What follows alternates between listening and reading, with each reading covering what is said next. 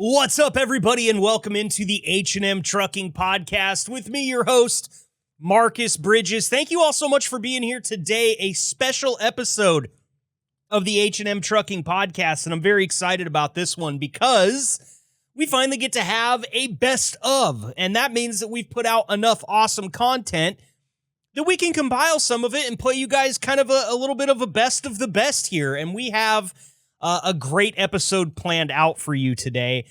I got to thinking, do we want the most popular? Do we want the episodes that have the most clicks? Do we want the ones that are the best reviewed? How do we go about it? And the decision was kind of made, we're just going to do a little bit of everything. I've got clips from at least 6 different episodes coming up for you here.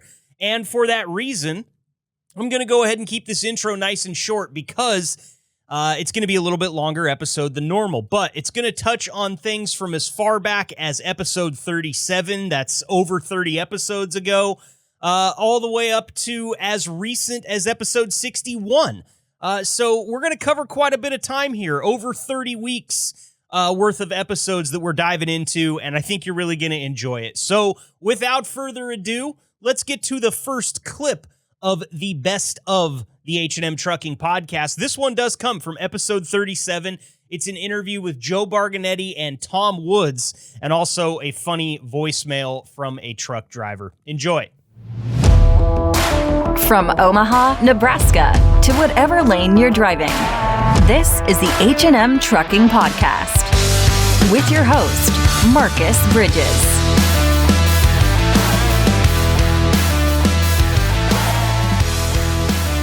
Very excited about this next segment here on the H&M Trucking Podcast. It's the first time I've ever had 2 drivers on at the same time. And not only that, but 2 drivers that are rolling down the road as we speak. Now, we're doing this all safe. They've got their headsets on. Everybody's got safety in mind first. I promise you that. So let's introduce our drivers here real quick. I've got Joe Bargonetti from H&M Trucking on the line. Joe, welcome back. Thank you. And I've also got Tom Woods from H&M Trucking. You guys have heard Tom and Joe on here both before. Tom, I appreciate the time. Thanks for being here, bud. Thank you, sir. Now, I really wanted to get you guys on here to just have a discussion. And really, I could sit here and talk to you both for hours on end about absolutely nothing at all. But rather than do that, I've decided to focus the conversation a little bit today. In my travels and just, I read a lot of stuff online. I'm constantly on news websites for the transportation industry. I'm always scrolling Reddit and all these Facebook groups and everything.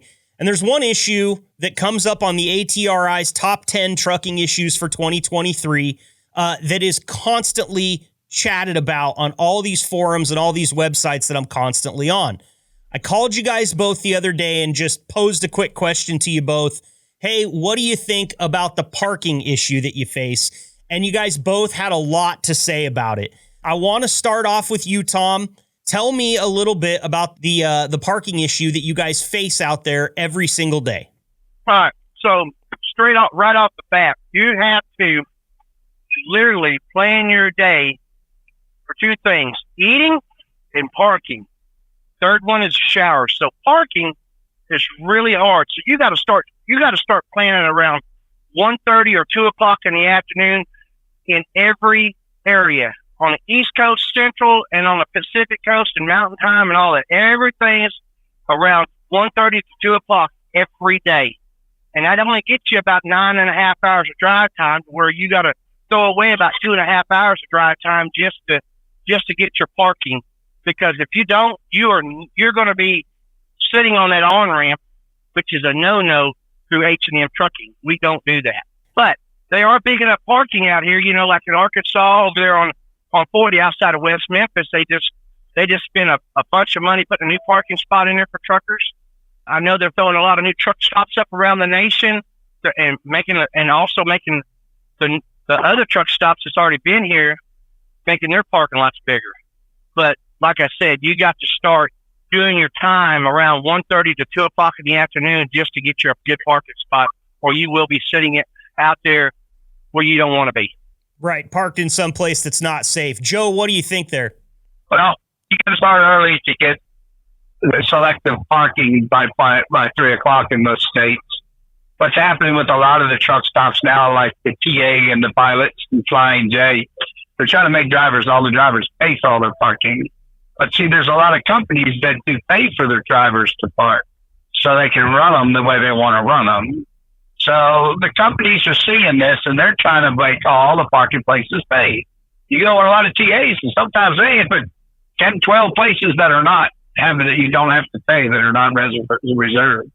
It's just there's too many trucks. There's not too many. That's what the industry wants, but parking is very small. It's probably what the industry needs too is that many trucks, because it seems like every single year we're just hauling more and more freight, even though we might have little hiccups in the market and things might not be the best as far as the pay that everybody's making or the hours that they actually get to drive. But it seems like to support the industry, we need all the trucks that are on the road right now. So my question to you guys, and Joe, I'll start with you on this one, is there any easier solve than just adding more truck stops, adding more rest areas? Is there something that you see being boots on the ground out there every single day that could maybe solve this problem, or at least approach solving this problem? No, there's really not. Nothing's going to. The government just allocated $18 million to put in truck parking out west to make it bigger and make places. But you got to pay for it. I mean, your company's got to pay for it for your trucks to park there. So that's not a solution. So everybody sees that there's a lot of money in this business. Everybody's got their hand in it. And they know to move the freight, when you have it, that they can make you spend money to get to do what you need to do. Mm-hmm. The prices for materials, food, and everything at truck stops is 3 times what it is in the store. That's actually what I heard. Tom, you told me while we were on the phone setting up this call about a little experience you had at a restaurant here quite recently, right? Oh, yeah, absolutely. Going in there and Ogden, Utah, the Denny's at the Flying J. Flying J it's not as clean as it used to be over there at Ogden. It's because they got a lot of homeless people in and out of there. But they tried it really good. But the Denny's, I went in there, and I'm not even joking. My sausage link was the size of my pinky, which is, that's pretty damn small. The bacon was literally 2 inches long. My eggs come out the size of a quarter, and then my toast everything was cold. And she said, "Oh, we gave you double hash browns." Well, that's a potato that costs literally 10 cents. You know what I mean? So that's just a joke, And the food is not good. And, it's just like Joe said, double charging. That plate would have cost me $18 when literally it only cost about $2.50 to produce. And, and talking about parking, I'm going to throw this out there because I'm pretty smart at remembering parking spots. If you're in Atlanta, Georgia, you're going to pay, no joke, unless you go in the store and spend $25, it is going to cost you $20 a night to stay at the Petro in Atlanta, Georgia. Yep. And then if you're coming back west, you're going to pay anywhere from $15 to $18, and then sometimes anywhere from $10 to $15. Just depends on where you're at and who you're staying at. Now you still got those mom and pops truck stops out there that want you to come stay at their truck stops because they know you're going to get up the next morning, come get their coffee, pay for their coffee. They know you're going to come in there and eat out of their little breakfast deal they got. And those mom and pops restaurants or gas stations or fuel stops are the best places to get something to eat because they didn't jump the price of them up, double the price on something just to try to make a quick profit. Mm-hmm. For sure. Yeah. And they want volume more than they want quick profit. Denver, Colorado, Commerce City, Colorado, which is over by Denver. I call it the same area. It is literally $20 a night to park, and 99% of their parking spots are paid parking unless you go a quarter of a mile down the road to their other lot they got, and that you can't even walk to the truck stop to take a shower. You got to find a place to park and not get booted or locked down and just to run and take a quick shower to go back down that quarter of a mile to go park.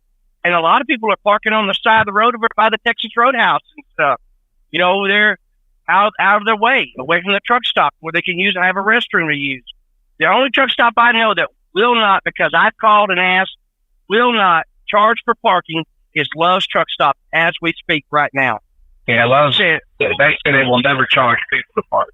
Well, that's good. I mean, I've got the Love's, their press release site pulled up right here in front of me, and I'm seeing October 4th, October 16th, they opened one in Arizona. October 25th, they opened another one. November 2nd, they opened one in Louisiana, one in Missouri. And November 14th, it looks like they opened another location in Georgia. So it seems to me that Love's is kind of opening more shops while some of the other properties are having shops closed down. That's what you guys have told me while we were setting up. So do you guys prefer Love's? And I guess I'll ask you first, Joe. Do you prefer Love's over the rest of them because you know that that's a place you're not going to have to pay to park? And on top of that, a follow-up to that question is, does that mean that the Love's are always just jam-packed and there's never a place to park at the Love's? If you don't get in there at a certain time, you're not getting in. All there is to it. You're not going to get in. You don't have to make a parking place. I said we weren't going to jump in and cut in. I just want to say one more thing about the paid parking. Uh-huh. You know, Joe said that the other companies are paying to park for their drivers to park, and they're allocating. What they're doing is those companies are not losing any money out of that. So what they're allocating is, so it takes 3 days to get to California from, let's say, Texas. I'm just throwing that out there. I don't know. I'm thinking it's about 3 days. So let's say 3 days. So what they're doing is the company's charging the shipper $20 a night for us to pay. Well, H&M is not doing that I know of. Now, they will pay for parking if that's just the last resort, but they really don't want to. And it's just a costly deal. And H&M wants you to go out there and they want you to utilize your time correctly. They want you to if you have to get up earlier in the morning to get down the road to get you a parking spot that you don't have to, that's what H&M would rather for you to do, because it's getting to be a costly deal for trucking companies and truck drivers out here to pay to park, you know. And you figure one driver, if he had to pay to park 4 times in a week at 20, that's $80 a week. Now you take that and you times that by, say, 300 drivers, because H&M's got 300, maybe 350. I don't know the number now. Let's just say 300 drivers. So you got 300 drivers parking in a paid parking for 4 nights a week out here. Well, that adds up, you know? Yes, it really does. And it's interesting to me that some companies do and some companies don't, but this is another thing that we see. Like right now, freight rates aren't great. Everybody knows that. We've been talking about it for months on this podcast, and we're waiting for it to turn around. But when you add in, okay, the rates aren't great right now, it's really expensive to maintain a truck. It's really expensive to fuel a truck and keep fresh tires on it and everything like that. You're right, Tom. It's just one extra thing that probably doesn't need to go in. Do you guys think that this is kind of a greed thing from the truck stops, deciding that, hey, somebody's going to pay for it, so we might as well charge for it? Or is it the truck stops saying, listen, we're so overrun that we have to put a premium on some of these, otherwise it's just not going to work? Well, you go to truck stops right now. You go to truck stops now, and they don't nearly have enough people to work at a truck stop. They just don't. People just are not working. They can't get people to work. Mm-hmm. They're hiring at every truck stop. All Love's is always hiring, but they can't get enough people to work. And somebody's got to be there to clean that stuff.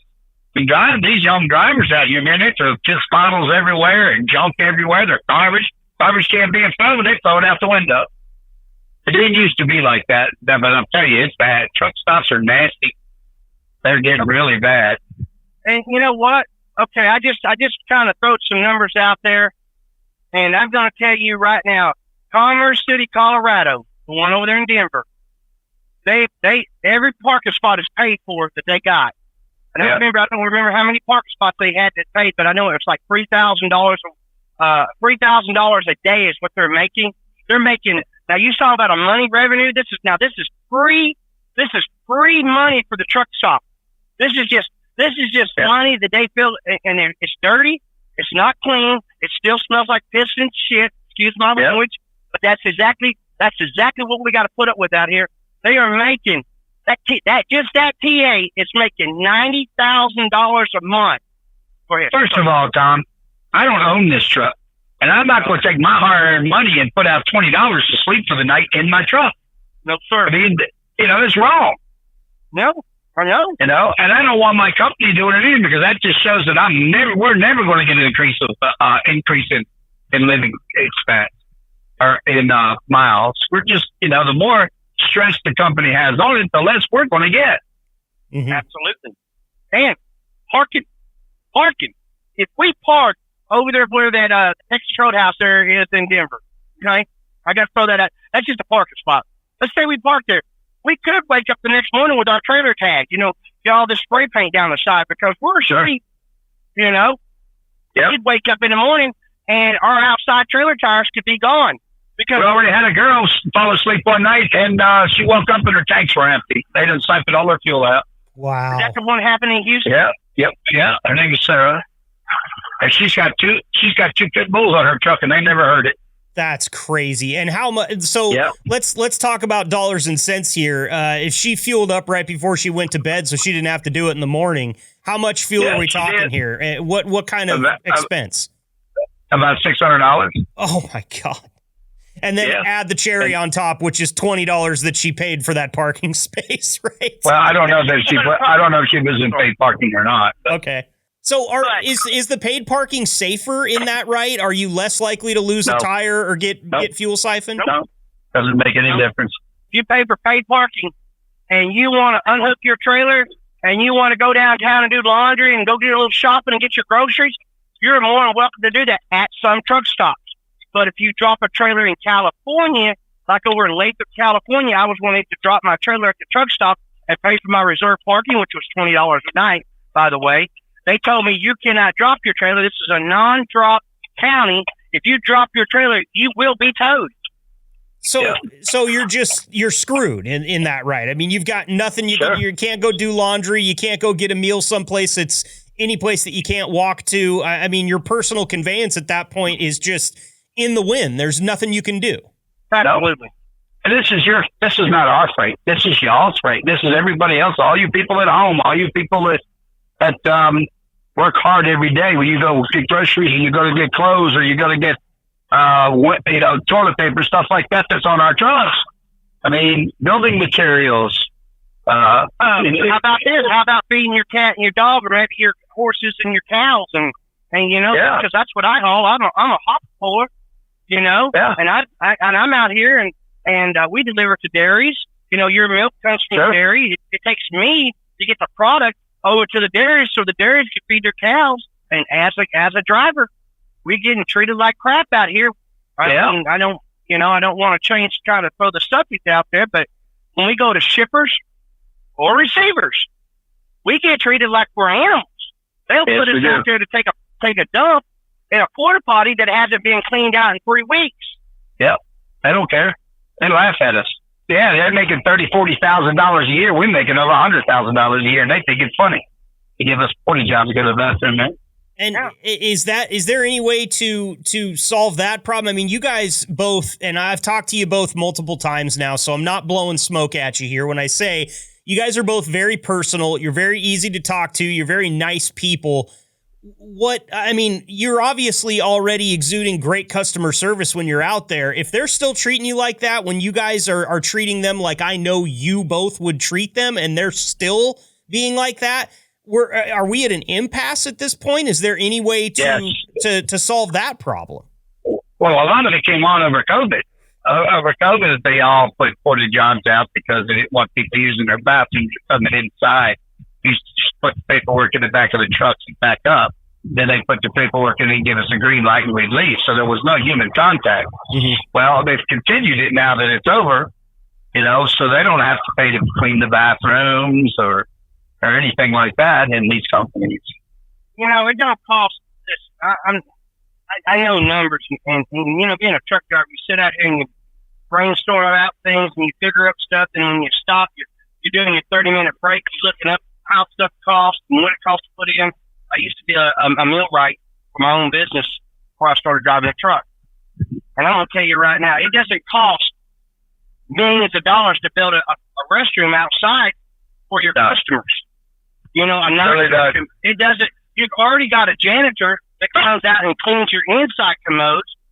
If they got a janitor, and then like you want in to talk to these customers. How I do it.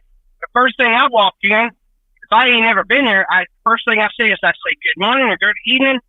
Look, I have never been here before, so work for me. Let me know how you guys do things around here, because I don't want to piss nobody off. It's exactly how I tell them. I don't care if you're female or male.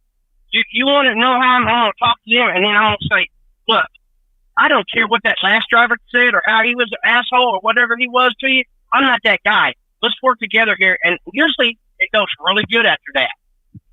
But you still got those asshole people that's sitting behind the glass counter, to be honest with you. They got bulletproof, so you can't bulletproof, so you can't come through there no more. You can't talk to them, and they don't, and they will piss you off just to piss you off. So they could call your company and say, "Oh, he was being an asshole," and it doesn't matter. So if you're an asshole, if you're an H&M driver and you talk to a shipper or a receiver, and they get a phone call, you lose your bonus. You get a DDI. Your bonus. Yep. Called a DGI. You get a DDI. Driver disciplines and incident. And so you can get one of those, and that won't even be your fault. That's something that the customer just. It'll go around your record. It'll go on your record. Wow. Mm-hmm. So, Joe, how do you approach the situations with the customer service there? Tom just kind of walked us through how he tries to mitigate this problem. How do you go about it? I just ask them what's going on, how you want everything done here. How would you like me to do it? How would you like me to serve you when I pull in? I've never been there before. How do you like me to do it? And are they mostly responsive to that, or do they kind of just brush you off? They're pretty good. Most of them are pretty good. You know, you still have the ones that aren't. You just got to shut your mouth and hold tight. Right. Hey, Joe. There's nothing you can do about it. Is this right, Joe? Them people want to be treated like they're in charge, like they're over you. Yes. They want to feel like they're the big dogs. You do what they tell you to do. When it really, they ain't over nothing. All they're just mad because you're making good money and they're not. Well, they don't even really know how much you're making. Well, it's just because that last driver come in there and he was an asshole to them, and they want you to talk to them like they're the ones 100% in charge and they own the business. You know. I was in a place one time where the driver came in and tried to hand the telephone to the receiver to talk to his dispatcher because he couldn't speak English. You know? So it sounds like the customers are dealing with a bunch of different stuff every day too. You never know what type of day the person that you're dealing with has had. I think that probably holds true across, most occupations that have customer to customer interaction. But it seems like aside from being a nice person, being cordial and trying to uphold those values of good customer service, there's not a lot you can do. It sounds like sometimes there's just some sour grapes in people's mouths, and you can't really do much about that other than just put on a smile and try to kill them with kindness. Exactly. How hard does that get much. when you have to do that day in and day out and you're getting pushback? You guys start to kind of boil up with a little bit of anger, or how do you deal with it? Tom, go ahead. I mean, it's very frustrating. Like, every day you try to have a great attitude, and it's always that one person that just keeps nagging at you when you're going to unload or load, and they just and now you got to worry about I loaded over here, now I'm gonna go and load over here. Are they gonna be an asshole? And then you just snap because you're just like, you don't have to get an attitude with me because I didn't know what to do, And it's like when you talk to them, they automatically assume that you're going to have an attitude with them. Yeah. Sure. And, well, they did put a brand new TA, big parking, all kinds, really nice inside, got great food in there. They also got Wendy's over there in Mount Vernon, Missouri, over there on Interstate 44, exit 46, I believe it is, or 48. I think it's 48. Brand new truck stop. And the owner that owns it, you'll see him out there. They said, since he's opened it, you'll see him out there every other day helping pump fuel in the customers' trucks. So, what you're getting is you're getting an owner that's trying to build a business, but it's only going to last until he gets tired of doing this shit. It's only going to last until he says he's done, until he's getting his, everybody knows, oh, that customer, we can go to that TA and that guy will come out there and help pump our fuel. Or he'll, it's a nice place.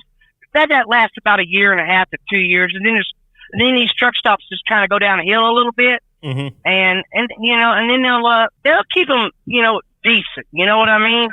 But they're not going to keep them like, oh, wow, it's like the brand new truck stop still 3 years from now, Loves, same way.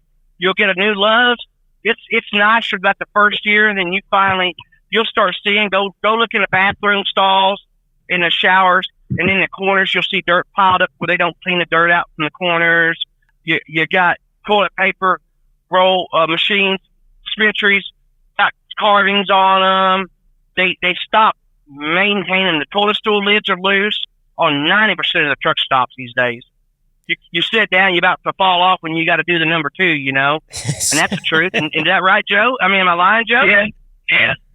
So it sounds like it doesn't take very long for these things to fall into a state of disrepair. And I mean, that makes sense when you think about how many people are coming in and out of there every single day. But again, it goes right back to having people to help work. I mean, You can't run a business all by yourself. Yeah. Absolutely. Some places that love in certain parts of America are really nice places and people are really nice.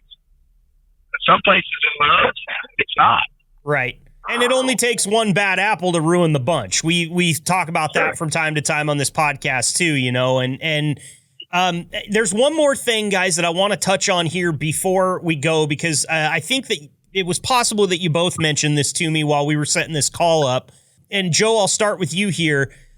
Talk to me about drivers taking their breaks at the fuel pump and blocking up your guys' ability to get in there and fuel. Is that a big problem that you see that's sort of associated with parking?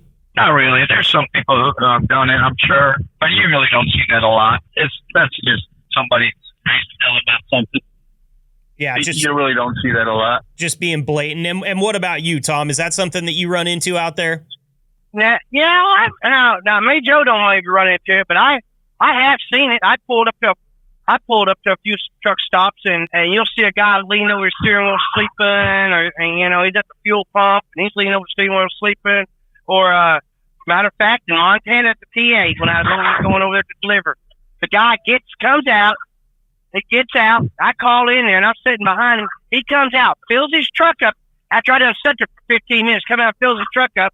I pull around on the side. He gets back in his truck, does something, comes out, puts his pumps up, gets back in his truck, goes back in the back. I done pulled forward to the front, went inside and did me a little bit of shot, come back out. He's inside praying in his sleeper, in the fuel aisle. Yeah. Wow. That just comes down to just being courteous to your neighbor, I think. They wouldn't be happy if they had to sit there for 40 minutes and wait for somebody while their clock was ticking either. So it sounds like a pretty easily solvable problem there, when it's just like, hey, do unto others, right? Yeah, and you want to talk about time, law books. These law books are a really problem for a lot of us. The government wanted it, and the only reason law books were designed, and I argue that I'll sit here and argue till we can argue all day long about it. But the law books were mainly designed for one reason and one reason only: to make sure that you didn't fall asleep at the wheel while you were driving. They just wanted to know how long you were working for. That's it. That is really no big deal. It's mainly for where you're driving from point A to point B. You shouldn't have to worry about going and logging in, I'm fixing the fuel, and then like where this is going is going to your shipper or your receivers. They know that we work on a clock. They'll put us out there, tell us to wait, and they'll call us, and we actually got maybe 8 hours on our clock to go do something. Literally takes somebody, you pull in a van and you got pallets, it will literally take them 20 minutes. I've been there, I've done that before. A hopper, when you go to unload at a place that's got a hopper hole, they turn that machine down because they're worried about the amperage pulling on their deal and throwing breakers and all that. they turn it down so slow. It takes about 2 hours for you to unload. Wow. You know, and you're the one unloading it, not the receiver, not the person who bought the stuff. And that's something else that really I don't understand. When I bring you a product, that is your product now. It's not my product. I don't mind opening the door up, but it's your job to unload it, not mine. Joe, you got any thoughts on that? Know? Yeah, I don't unload their loads. That's their load. And do they keep you there for longer than what you're hoping for, or they kind of mess up your clock from time to time too? What are your thoughts on the logbook thing that Tom was talking about? Sometimes it does because they can't find people to work either. I mean, everywhere we go, I can tell you, there's opportunities everywhere, all over the United States. Joe, are you a hopper or a fan? I'm a fan. I'm a hopper. Well, guys, and like, I don't want to cut this off because I'm really enjoying this, and I feel like we're getting a lot out there in the air, which is important. It's one of the things that this podcast is meant to do, and I know that you're out rolling and doing your job. This is not the last time that we're going to do this. This has gone way too good for me to say, oh, that was fun, let's go away from it. I want to get you guys back on here. I might have you on together again. I might have you both on with different drivers again. But I really appreciate you willing to come in here onto the podcast and be candid with me and talk about some real issues that you guys face out there. It's very important to me to understand the work you do and have a lot of respect for it. And I just can't thank you guys enough for your time. Marcus, thank you very much. Thank you, Marcus. I appreciate it, bud. We love talking with you, bud. Well, yeah, I really enjoy talking with you guys, and I know that this one, you know, this subject makes people get a little bit hot under the collar, and I totally understand that. Maybe next time we have you guys on together, we'll talk about something a little more lighthearted, okay? Because, talking about Tom's, Tom's telling me he's going to spend $18 on a Grand Slam out there. I haven't spent more than $6.95 at Denny's since I was 12. So there's some bigger issues here for us to discuss. I feel like if you're going to get something to eat at a truck stop, it's going to cost you $19 to $20, $21. Absolutely, every night, every time, every night. Unreal, guys. Well, listen. I was before I real quick, and I know you got to let us go. Before I did, years ago, I should have bought this freezer cooler beside me. Years ago. I have started eating in my truck 99% of the time now. I just got me a Subway sandwich because I want to get down here to where I'm going to unload, and I want to get unloaded. But I'm telling you right now, I have saved literally $1,500 a month not eating out. Wow. You're going to spend $50 a day eating out at a truck stop if you do it. That's crazy. Well, guys, thank you again.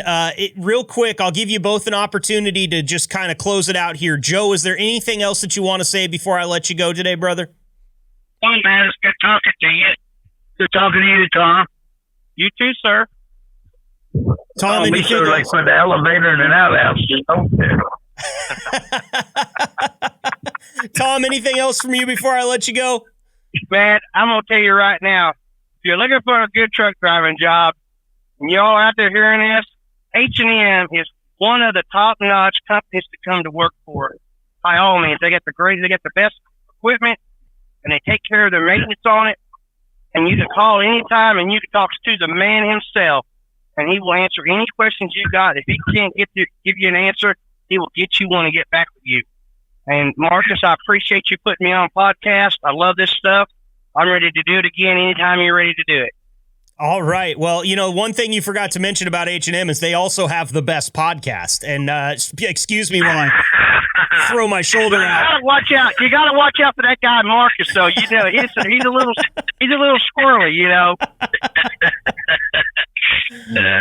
All right, fellas. Well, thank you so much. We'll do this again for sure. Tom Woods and Joe Bargonetti, you guys be safe out there. Keep the shiny side up, and I will be in touch. All right. All right, Marcus. Take care.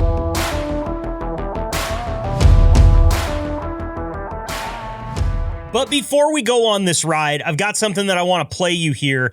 And you may have heard it before because from my understanding, it's been around for a while, but I just heard it for the first time the other day. And I'm sorry, I don't normally like to sniff like that in the microphone, but have you guys ever had like one of those sinus things going on where like every time I breathe in, it sounds like there's a distant train horn way in the back of my head. It's like a whistling, but I can't get it to go away. I've stuck everything up my nose today that is shorter than like 5-6 inches long because I'm afraid I'm going to stab myself in the brain. I'm sorry if I get a little bit weird and sniffly on this podcast. I don't think I'm getting sick, but I am getting very sick of hearing a train whistle in the back of my head. It feels like I'm going crazy. Anyway, this is a voicemail that was apparently left from a driver to a dispatcher or like a driver manager. Now, like I said, some of you guys may have heard this before. I don't know if it's real or not. This seems pretty outrageous to me, but at the same time, if this is real, give this trucker a career in play-by-play. I don't care what sport. If this guy did the play-by-play in that new UFC sport where they just slap the shit out of each other, oh my God, it would be perfect. Take a listen. Hey, Mark. I'm on my way, 3768. Kind of got hung up. It's raining out here. I'm on the way into Dallas. Jerry's probably going to be calling you to find out where I'm at. If he can't get a hold of me, I'm sure. So, thought, whoa, dude. And then he got a wreck right in front of me. The guy ran a red light and hit 4 old ladies in an Impala. Just kind of clipped them and turned them around right in front of me, man. That was close. Oh, now this guy's getting out of his car. He's got a white shirt on with a China cigarette hanging out of his mouth. He's throwing his hands up in the air like it was their fault. Oh, hold on. She's going over their window. She's rolling down the window. Oh, man, I think she sprayed him with pepper spray, man. He's on his face, he's on his feet. She's actually picking on an umbrella. The other women are getting out too.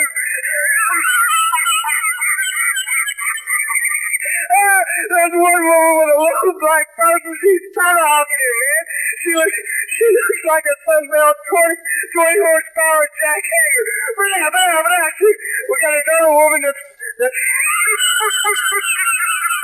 she's hitting him like he's got a cattle prod, bitch. He's got an umbrella. She's sticking it inside.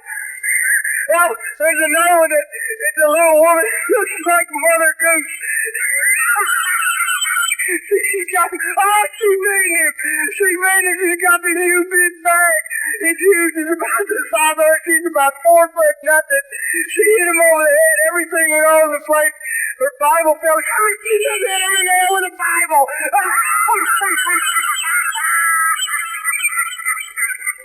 She picked this Bible up and she lifted it way over her head.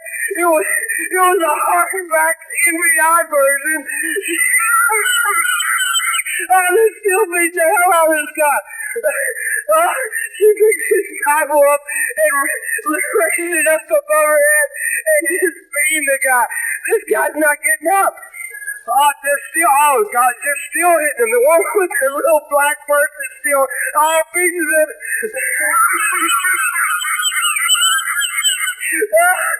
Okay, he's up on the car. The little woman just beamed him again with that big knife. He's running to his car. He's out of here.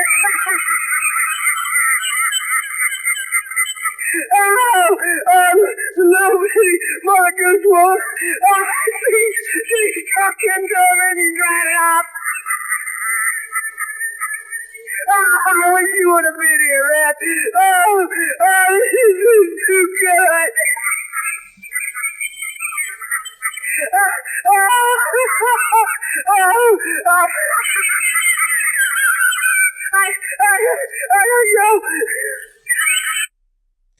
Well, there you have it. Like I said, if that guy was faking that, give him an Oscar. It's very hard to fake that type of laughter. And that just makes me smile, that whole clip. He used the term, she's beating the hell out of him, very literally with a Bible. Like, listen, if you piss off 4 old ladies enough to get the hell beat out of you with the word of the Lord, I got to say, maybe you should just lighten up a little bit and smile. What a great clip that is. If you guys know of stuff like that, you can always send it to me if you want to hear it on the podcast. because now that I know that's out there, I'm going to be looking for a lot more stuff very similar to it, because why not play it? We all need a good laugh on the podcast each time we're listening, so look forward to more stuff like that coming up in the future. For now, let's get to our interview. This next clip is a favorite of mine. It is from episode number 42, where we covered the history of H&M Trucking, and we got to visit with founder of H&M Trucking, Randy Mueller, to hear about how the company started from the ground up. And it's just a really cool peek behind the curtain of who started H&M, why they started it, and where it's come to today. When it comes to talking about the history of H&M Trucking, there's one man that we need to make sure that we get a little bit of time with, and we're lucky enough to have him join us today. It's owner and founder of H&M Trucking, Randy Mueller. Randy, thank you so much for being here this morning. Glad to do it, sir. So take me through a little bit of the origins of H&M Trucking. How did it start, and how's it come to where it is today? Well, back in the year 1980, I started a grain company. We're buying and selling grain, and as it progressed, we decided in 87 that we needed to have some of our own trucks. So rather than just hire other companies. And so we have a person that started it to run it for us. And what was ironic is as he started it, we had owner-operators pulling their own hopper trailers. And as it progressed, they were able to find freight that was better freight than what we were able to offer. And so they became very much independent of each other and not reliant on each other. As it went along, a few years later, they, in addition to having the hoppers that were hauling feed ingredients, we started using dry vans, buying dry vans and hauling dry van freight. And it progressed and progressed. Well, fast forward, I was only spending probably a couple hours a week most with the trucking company because I was involved with the grain company. And in the year 2000, I sold my grain company, my part of the ownership of it. And quite frankly, didn't have much to do. And I thought I'll just get a little more involved with the trucking company. And that was in the year 2000. So as I got more involved. We moved along, and we still were owner-operator involved, and not any company trucks to speak of except some dry van trailers and some hoppers. Well, fast forward to 2008, the trucking industry went into a dilemma, a free fall, and family trucking companies everywhere were failing, and our owner-operators were failing. We couldn't pay them enough. Well, finally, it got so destitute that I thought, man, this is not sustainable, how bad it is. And we started to buy some of our own trucks, tractors. And as we did, what I experienced, in the beginning, we were able to find drivers, even though we weren't very professional or didn't have much experience in it. And as we went along and continued to buy more trucks and tractors, the real limiting factor was, can we get enough qualified drivers? And I tried every option, from calling competitive trucking companies and asking how they were reaching out through the social media or through newspapers or through billboards. And, man, we just weren't having the results we needed at all. And it was anywhere from finding the wrong drivers to drivers that just didn't stay very long. And so approximately 6 years ago, my James Fonda and Grant Stanley, we were discussing it, and they started a company called Bulldog. And Bulldog was going to be a social media company. They'd had experience with this subject. And when they started it, I was about the biggest critic / doubting Thomas you could have. I thought we'd tried everything. And I really didn't believe it was going to be a bit different. And I continued to fund a little money into it to help support it. And all of a sudden, they learned a little bit more, that's being Grant and James, about how to structure it. And we started having better results, and to the point where I started believing in it. And it's not magic. You still got to get there and pound the phones and give the drivers, the potential drivers, the things they need. They're not just going to come without knowing it's the right destination for them, our company. But the point is, they know Bulldog, they designed it with the hot buttons, that's what I call it, so where they know what the driver really wants and needs. So approximately 3 years ago, Grant and James decided they'd reach out to some other carriers and see if they'd want to subscribe to it and use Bulldog. And the amazing thing is, they were skeptical, just as they should have been. By and large, I don't think they've lost a single customer they've developed. And that's quite a testimonial. I really don't think they've lost a one. Then what they did is they started a podcast that focuses on communicating with the driver, with telling them what the company's doing, and then they emphasize safety on it so that we know we're getting messages to them. And I believe it's about 50 hours a year is what the podcasts are. But the thing that's unique about Bulldog, it's not a cut and paste. They designed this product specifically for the customer, that the trucking company that is paying for it. It's very unique to that company and focused on them so that they're not just homogenized or part of identical to others.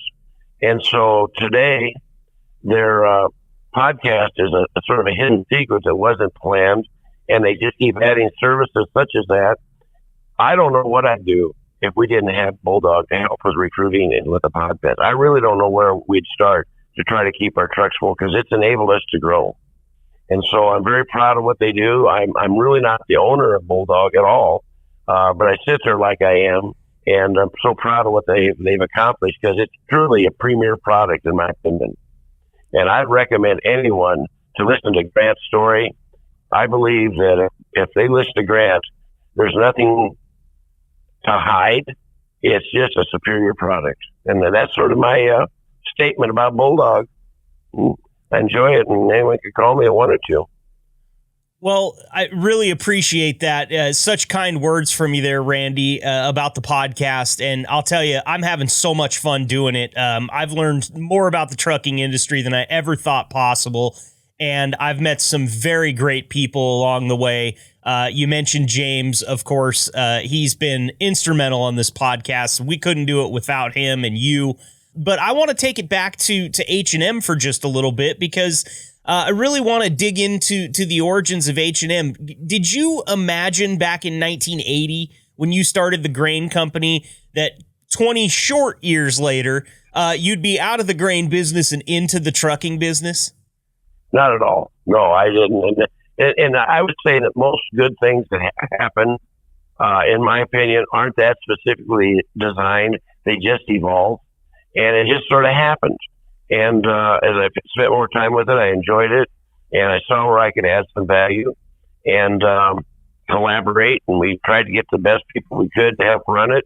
And it just keeps, like everything, you just keep throwing a little, what I call encouragement at it, and some assets. And yeah, we're about 250 trucks. That's amazing. And 250 trucks and growing, if I'm not mistaken. Yeah, we are. But right now, the markets are pretty tough in our industry. So we're just sort of getting our spikes in the ground. But yeah, we're continuing to grow a little bit. What's behind the culture of H&M? You guys have a lot of drivers that have stuck around for a long time, very experienced. Every driver that I talk to talks about the culture and why they like driving for H&M. Those reasons are pretty consistent. It's always said that it's because they feel like family at H&M and not a number. Can you talk to me a little bit about the mindset behind that and how you guys propagate that culture?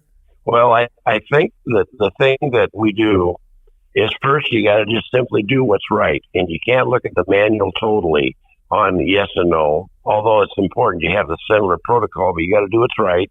Number two, if somebody calls and we're swamped and don't have time and say, we'll get back to you in 20 minutes or the following day, it's imperative that we do that. There's nothing worse than someone saying, I'll get back to you, that doesn't.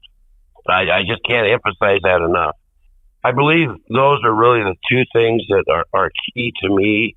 And, but just getting back to doing the right stuff and just hard sweat, scratching and biting and just making things happen. It's really not anything unique to any business. It's all businesses are that way. Just go for the little things and the big things evolve. For sure. No, it really is eye-opening to me, because another thing I hear from a lot of the H&M drivers is they talk about other companies dangling sign-on bonuses in front of prospective drivers, which is not something that H&M does. And what the drivers tell me is, you know what? I've figured it out. I'm hip to it now. If there's this sign-on bonus dangled in front of you, you can know that you're not going to be happy at that company. And I don't know that that's, that stands true across every company that offers them. What I do know is that when your drivers get to H&M, they get through orientation, they get out there on the road, they feel valued and they feel like they are, as I said before, part of the family. And I just can't, I can't say it enough how many times that's come up on this podcast. And to be a fly on the wall in that situation and just see from the outside in how this all comes together is really cool. And I got to tip my cap to you, Randy, and everybody there at H&M. It doesn't seem like 43 years is long enough to build H&M Trucking up to where it is right now. So phenomenal job to you and everyone involved for coming from where you came from. The thing that I feel good about is I think a lot of the drivers, when they come in for orientation, are truly surprised that it is the way it was described over the phone. And I think a lot of times they go to companies, and once they get there, they're very disappointed that it isn't the way it was stated over the phone when they were heard about a potential company. Yes, I agree with you. And that's another thing I've heard before. A lot of bait and switch going on out there. And that never is a formula to make a driver happy in the long term, in my opinion. But let's not forget, I'm a podcaster, I don't run a trucking company. So Right. But I think that's true. And that's true. And so what we try to do is keep new equipment, which was very difficult during the supply chain shortage. But we are finally getting caught up with new equipment. That's imperative. It's too expensive to run old equipment for us. And because of reliability, delivery, downtime, the cost of fixing old equipment, and it's just new equipment is horribly expensive, but it's still the better avenue for us. Yeah, and the drivers love it. Let me tell you, they're all about those new shiny trucks. And one of my favorite things on the podcast is when I hear a driver tell me about how he likes to keep the truck clean. Oh, this is a new truck, man. I like to keep this thing clean. I like to keep it looking good. I know you like to hear that, because that means when it comes time to sell that truck, it's going to be in good shape. You're going to get a good value for it. Yeah, we feel that when we take our trucks and sell them, I really believe we get 20% more than other trucking companies with a similar truck because of the way they're kept up. It doesn't surprise me at all. They look beautiful. I got to sit in a brand new one when I was out there in Omaha over the summer, and I think I need one of those seats for doing this podcast, because those things is one of the most comfortable seats I've ever sat in, Randy. Oh yeah, yeah, and it is their home, when they're away from home. So we want to make sure that they're comfortable. Absolutely. Well, listen, and Randy, we all need to be proud of what we do, and with good equipment that makes a difference for both us at H&M as well as the drivers. I bet. I could totally see that. Well, listen, I know you're a busy guy, and we're running up against the clock here, but I want to give you the floor real quick. I always let the drivers say anything they want to their fellow drivers and anybody at the front office staff.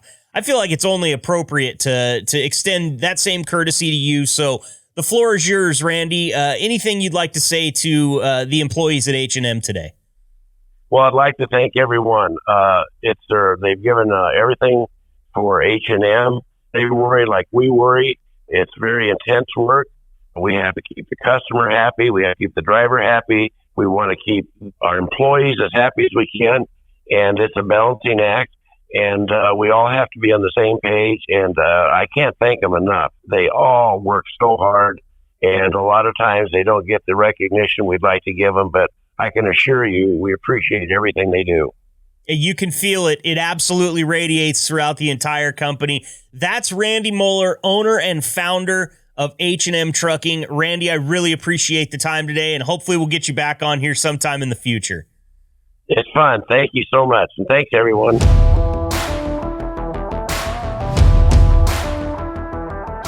Rolling right along here with our best of the H&M Trucking Podcast episode. This one was a lot of fun. You know, I love it when we get industry experts on the phone, whether they're from other companies or maybe they work with H&M as vendors. In this case, we got to talk to FreightWaves Midwest Bureau Chief and journalist Alan Adler, who has done some extensive reporting on the implementation and advent of electric trucks. And it was really cool to listen to Alan's take on things because as somebody that has talked to both sides of the fence on this, people that support it and people that don't, Alan has a very interesting perspective and some thoughts on the future of electric trucks in the United States. Please welcome to the H&M Trucking Podcast, Alan Adler. He's the Detroit Bureau Chief for FreightWaves.com, journalist and also a podcaster himself. You can check out his podcast, Truck Tech. It's over at the FreightWaves YouTube. Alan, thank you so much for being here today. Thanks. Let me fix that title real quick because I left Detroit and we moved to West Michigan. So now I call myself Midwest Bureau Chief, for whatever that's worth. Still doing the same work, though. Great. Well, I appreciate you correcting me there. Love the work that you guys do over at FreightWaves. It's actually the entire reason that I had you on here today. I was reading your article entitled "Electric Trucks Should Shake Off Setbacks in 2024" from January 23rd. And we've been talking a little bit about electric trucks here for the last week or so on the H&M Trucking Podcast. And I'll be honest with you, Alan, the drivers that I've had on so far, they aren't too into it. It's not something that they are really that excited about or something that they believe in at this point.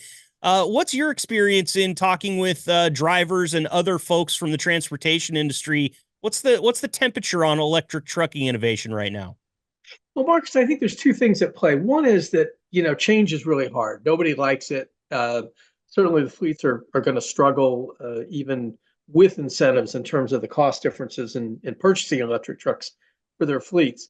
I would say this. I think that the feeling on the part of trucking that who needs it, all this stuff doesn't go anywhere. I heard this last night. I do a segment on SXM on Road Dog Trucking with Grace Sharkey, who's a colleague at FreightWaves and has that show. And had a driver call us last night and say, we hear about this stuff all the time and this is great and that's great. But he wasn't a believer. And I think the only people, truthfully, who really like electric trucks at this point are those who have driven them because they are a lot more comfortable. They have terrific torque and pickup. They're different, obviously, from somebody who runs through 18 gears or 14 gears of a truck. But really, I think it is an experiential thing. I think the people who experience them like them, but I think that's a very slow adoption process. Absolutely. I can relate it a little bit to my career. Never having been behind the wheel of a truck, I did start my broadcasting career in terrestrial radio. And we used to laugh at podcasts all the time 10 years ago. Never thought that the technology would catch on. Never thought it would be something that everybody wanted a piece of. And here we are in 2023. Everybody and their dog has a podcast, and it's one of the best ways that we all share information. So that's just kind of the nature of innovation, I think. And it'll be interesting to see how many of those true blue, old school truck drivers get behind the wheel of an electric truck here as we move into the future and try to, I guess, shed that stigma a little bit, because it's always been interesting to me that, this to me is cool new technology, but at the same time, I can understand why a lot of drivers are not buying in yet. Obviously, infrastructure is a big part of that. And you talk a lot about that in the article that I was referencing earlier. There's a couple quotes here just real shortly that I wanted to read. Is it major but inadequate strides for the infrastructure in 2023? Can you talk me through the positives and the negatives that the heavy duty electric truck innovation went through in 2023? Yeah, I'll try. I think when it comes to heavy duty electric trucks, they're still extremely limited in terms of the range they can give you in a single charge. So right now, you've got some drayage adoption, in the ports in Los Angeles and Long Beach, of course, and up in Oakland to a lesser extent. But I think what's really going on here is that, until we get trucks that are able to take a higher rate of charge, and like the Tesla Semi, it can charge at 750 kilowatt hours. you're really going to be dealing with at least the hangover effect of range anxiety. Am I going to get stranded out here? What, someone going to come rescue me, that sort of thing.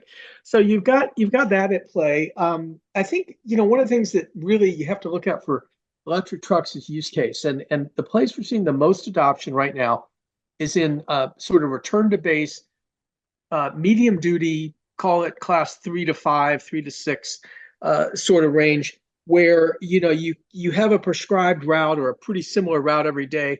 What your needs are, and you can charge these up back at the base when you go home at night.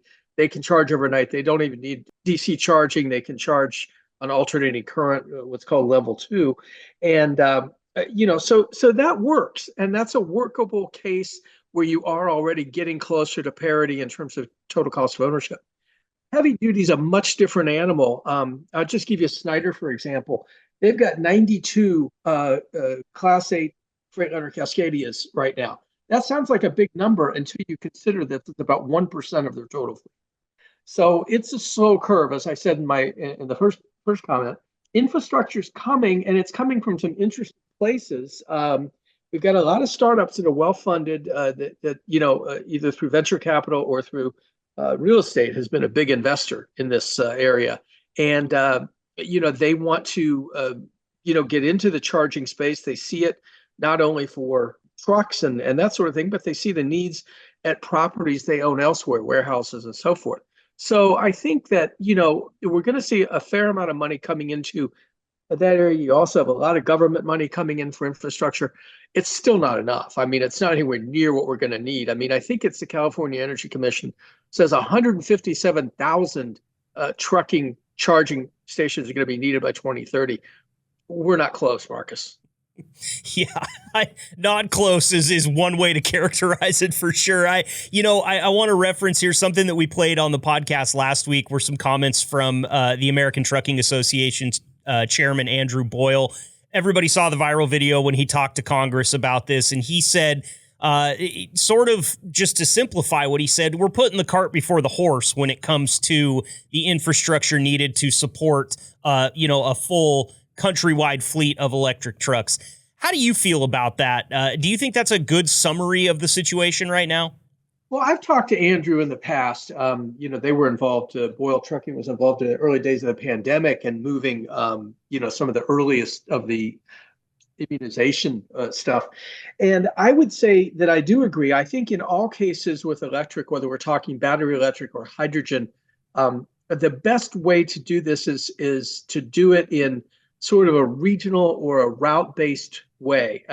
Figure out what you're really going to need. I mean, we've got a group out there now called Green Lane, which is basically made up of Daimler Truck, North America, BlackRock, and New Energy. And they're going to put $650 million into charging infrastructure, mostly for medium and heavy-duty trucks and hydrogen trucks. But they're going to do it in California. They're going to do it in Texas, and they're going to look at, some of the East Coast port areas. They're not going to put them in Nebraska. No offense to Nebraska, but they're not going to put them in flyover states. They're not going to put them in places where it doesn't make a lot of sense to run electric trucks because you don't have the infrastructure, and arguably, the gains. You're not also running long distances with electric trucks at this time. So I think that the approach is very deliberate. And I think it's something where you're going to find corridors that make sense, for electric trucks, but you're not going to find a nationwide rollout. We're not going to replace all the places that people fill up on diesel. Yeah, and there's so many of them. We talk about one of the problems with the industry that we talk about a lot on this podcast is parking availability. And I start to think about, every charging station is another parking spot that we don't have right now to begin with. There is a large shortage out there. A lot of truck drivers end up driving around for a long time before they can find a safe and legal place to park. And not only are we talking about adding charging stations, but we also need those parking spots. There's other parking spots we could be adding that don't need a charging station that would help a lot of drivers out there. But it's kind of two different problems that kind of, just shade over on their borders there. You touched on something a little bit ago that kind of sparked a bit of my attention. Alan, do you think that there's much advantage in maybe rolling out this whole electric truck innovation first in medium duty stuff to kind of see? You're talking about local routes. You're talking about, trucks that are home every day or back at the terminal every day for charging. Would it be advantageous to go and just concentrate on medium duty right now? That's still going to cut out a lot of our emissions. That's still going to lower the carbon footprint, if you will. What do you think about that? Oh, I definitely think that it's already happening. It doesn't matter what I think of it. Like I said, in the fleet world, as you well know, everything is TCO. It's what's my total cost. And if I can either, you have some incentives, of course, available right now in California, New York, and other places that are helpful, but they're not going to be there forever. So you've got to figure out how to run your business with electric vehicles and still be able to, make a profit. So I think, the North American Council for Freight Efficiency and others ATRI has also done some work. The American Transportation Research Institute have also done work to look at what makes sense in terms of these trucks. Where can you best make the business case? And medium duty is by far and away the way to do that. Now, some of your big fleets that don't do a lot of medium duty, don't do a lot of pickup and delivery and that kind of thing, are still going to need to have some of the heavy duty trucks, but it's not something that you're going to see near the level of adoption, at least in the next couple of years, that you'll see for medium duty. We've got a lot of startups out there that are building medium duty. We've also seen, Daimler bring in a new brand. It used to be Mitsubishi Fuso, but now it's called Rise-On, class 4 and 5 trucks. We're getting Workhorse, which has struggled for years to have a viable product, now has got a couple of decent-sized customers in California for a class 5 truck that they're doing. So I think there is going to be, and it's interesting, I just finished registering for the Work Truck Show before we got together, and I think it's going to be very interesting to see just what kind of orders these guys are going to see over the next few years. I suspect it'll be much higher than it will be for the Class 8s. And what do you see as far as the infrastructure that follows that? Is it going to be well enough in place to support that increase in orders in the next few years? Yes, probably, because you can do some level of charging depending on the size of your fleet. You can do some level of charging right at your operation, and it doesn't involve a lot of trenching and things like that, especially if you're using, like I have in my garage. I don't have an electric vehicle, but I've got a stub for a level 2 charger for when we do get an electric vehicle, because I suspect that'll happen someday. So setting that up is not near as hard or as expensive or as difficult as it is to come up with the high power charging that you need. And we go back to the infrastructure question for Class 8s.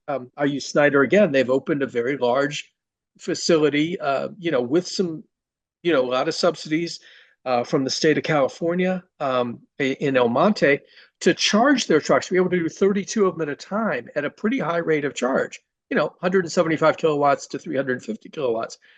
That'll get you 20 to 80% of your charge in about 45 minutes, give or take. Okay. That's still longer than a coffee break, but it's helpful. You've got private ones, and I'll just name a few, not in any particular order, but Watt EV has a operation at the Long Beach port. They're a startup. They basically have survived thus far on grants, that have paid for a lot of what they're doing. And I think, they're an opportunity charging place where, let's say a Snyder truck is out there, and I'm picking on Snyder, not for any reason, but let's say a Snyder truck is out there, it needs a top off, just to get back to wherever it's going. That's what a Watt EV can provide, as well as providing sort of a truck as a service where, those who are reticent or don't have the cash to get into an electric truck right away can do a monthly deal where they can get the truck, the electricity and everything in one price, and then just go about, running their routes. So I think that the industry is changing a little bit at the upper end there, at the Class 8 end. Your big fleets are still going to be running a lot of diesel for a long time, Marcus. Don't worry about that. Yeah, I don't worry about it much. And with some of the drivers that I talk to on this show, Alan, I feel like I do need to remind them every now and then, because you get the feeling that they kind of feel like this thing is right around the corner. some of them, and others obviously I think kind of see through it and understand that there needs to be a lot more of a build out in this country before we ever see, a ton of electric trucks on the road. But where do you think that stigma comes from, Alan? Why is it that the driver, if you were to just reach into a random bucket and grab 10 drivers out, regardless of how long they've been working for their fleet, regardless of how long they've been driving, I think 8 out of 10 of those guys are going to tell you that, electric trucks are not going to work, or I don't want them, or I don't want to drive one. What do you think is behind that mindset in the industry? I like to compare it, honestly, to automated transmissions. Those were also something that, a decade ago or 15 years ago, nobody wanted anything to do with either. And now they're 90-some% of all trucks. You've got an aging driver force out there. Obviously, truck drivers are getting older. They're leaving the business. Younger people coming in have never driven a stick, basically. And they certainly haven't run it through 18 years. I think some of what you're seeing is the same thing that occurred when ATMs came about. It does take a while to get people used to them. But as I said, the only people I've heard who like electric trucks are the ones who've been in electric trucks. It's very hard to conceptualize the difference in driving the two things if you've never done it. And so, why would I not be against it? I mean, it's so much easier to sort of reject something. And I'm not speaking as a cheerleader for these things, but I do think that the adoption rates, it will come through word of mouth as somebody's driving them. I talked to one of the really early adopters of hydrogen a few weeks ago who purchased a Nikola truck. He's a one-man show. He's not a fleet. He's an O&O, and kind of got into the business very late, but loved the idea of trying to drive a hydrogen truck. And he's doing it. And he'll run routes wherever he can find hydrogen, which is harder, truthfully, than finding battery electric charging at this point. So I do think the adoption, as I said earlier, will be slow, but I think it's coming. And I think that, a lot of it, of course, is driven by regulation. Now, we saw the Advanced Clean Fleet Rule in California get delayed slightly, but don't kid yourself, Marcus, it's coming. I mean, it's delayed, but it's still coming. And California doesn't lose these things on a long-term basis when they want something. And of course, if you know anything about the air quality around the ports and things like that out there, it is something where you really do need a major change.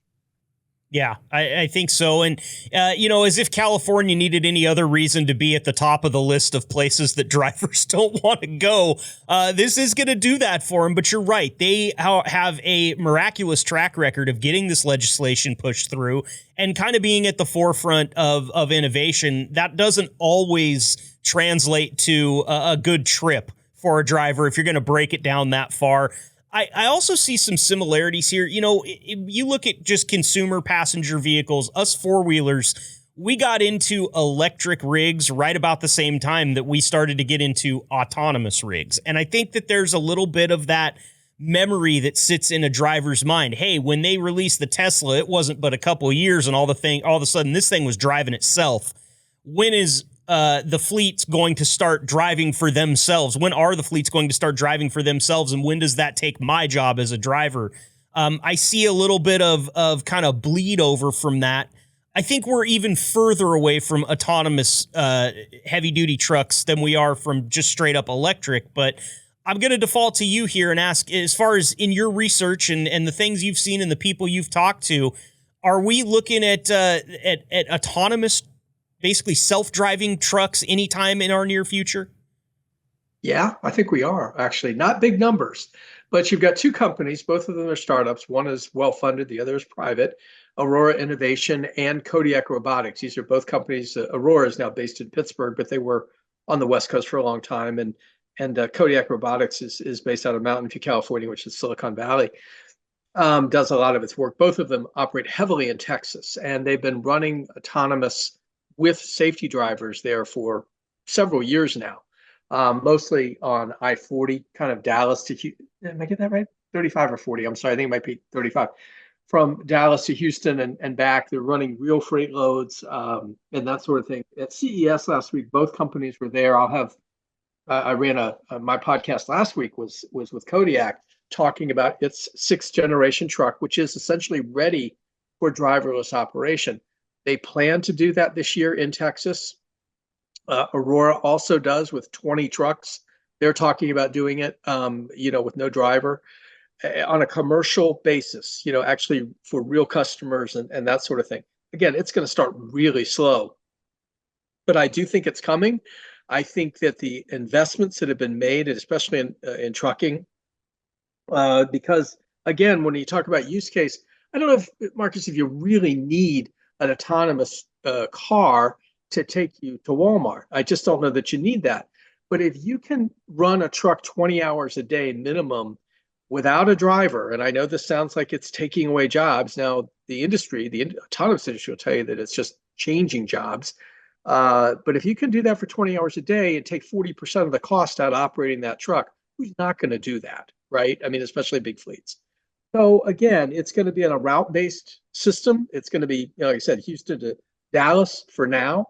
But it's really interesting that Aurora is working with Continental, which is, one of the biggest tier one suppliers in the world, to essentially harden and make their autonomous system for scaling. So you're talking hundreds and thousands of these directly, added to trucks on the assembly line, and, based on orders, of course. They're not going to do these for dealer stock. But the idea is that, they're looking ahead at this being a real thing in terms of real numbers. And that's going to be late decade. But I do think that, we've got a lot of pushback, especially the Teamsters and some legislatures. You've got, California last year, the legislature was 90% in favor of banning autonomous trucks over 10,000 pounds on the roads in California. Governor Newsom vetoed that. He said, nope. He said, we're not going to stop technology. They're trying again in California, but Indiana and New York, there's those states now are seeking to ban autonomous trucks, that is without a driver in the seat. This is a big cause celeb for the Teamsters because they see it strictly as a negative for jobs. Again, I think there's another side to that, but I feel like, at this point, you're going to have people that are pushing back on it. They're going to conflate it with what's happened with, some of the early robo-taxis. Again, I would argue that even with the problems that Cruise and mostly Cruise has had, it's nowhere near what happens with human drivers. I mean, they're much safer. They're just there's a lot more focus on them. So I feel like, we're going to see autonomous trucking where it's permitted, where there isn't a lot of hassle.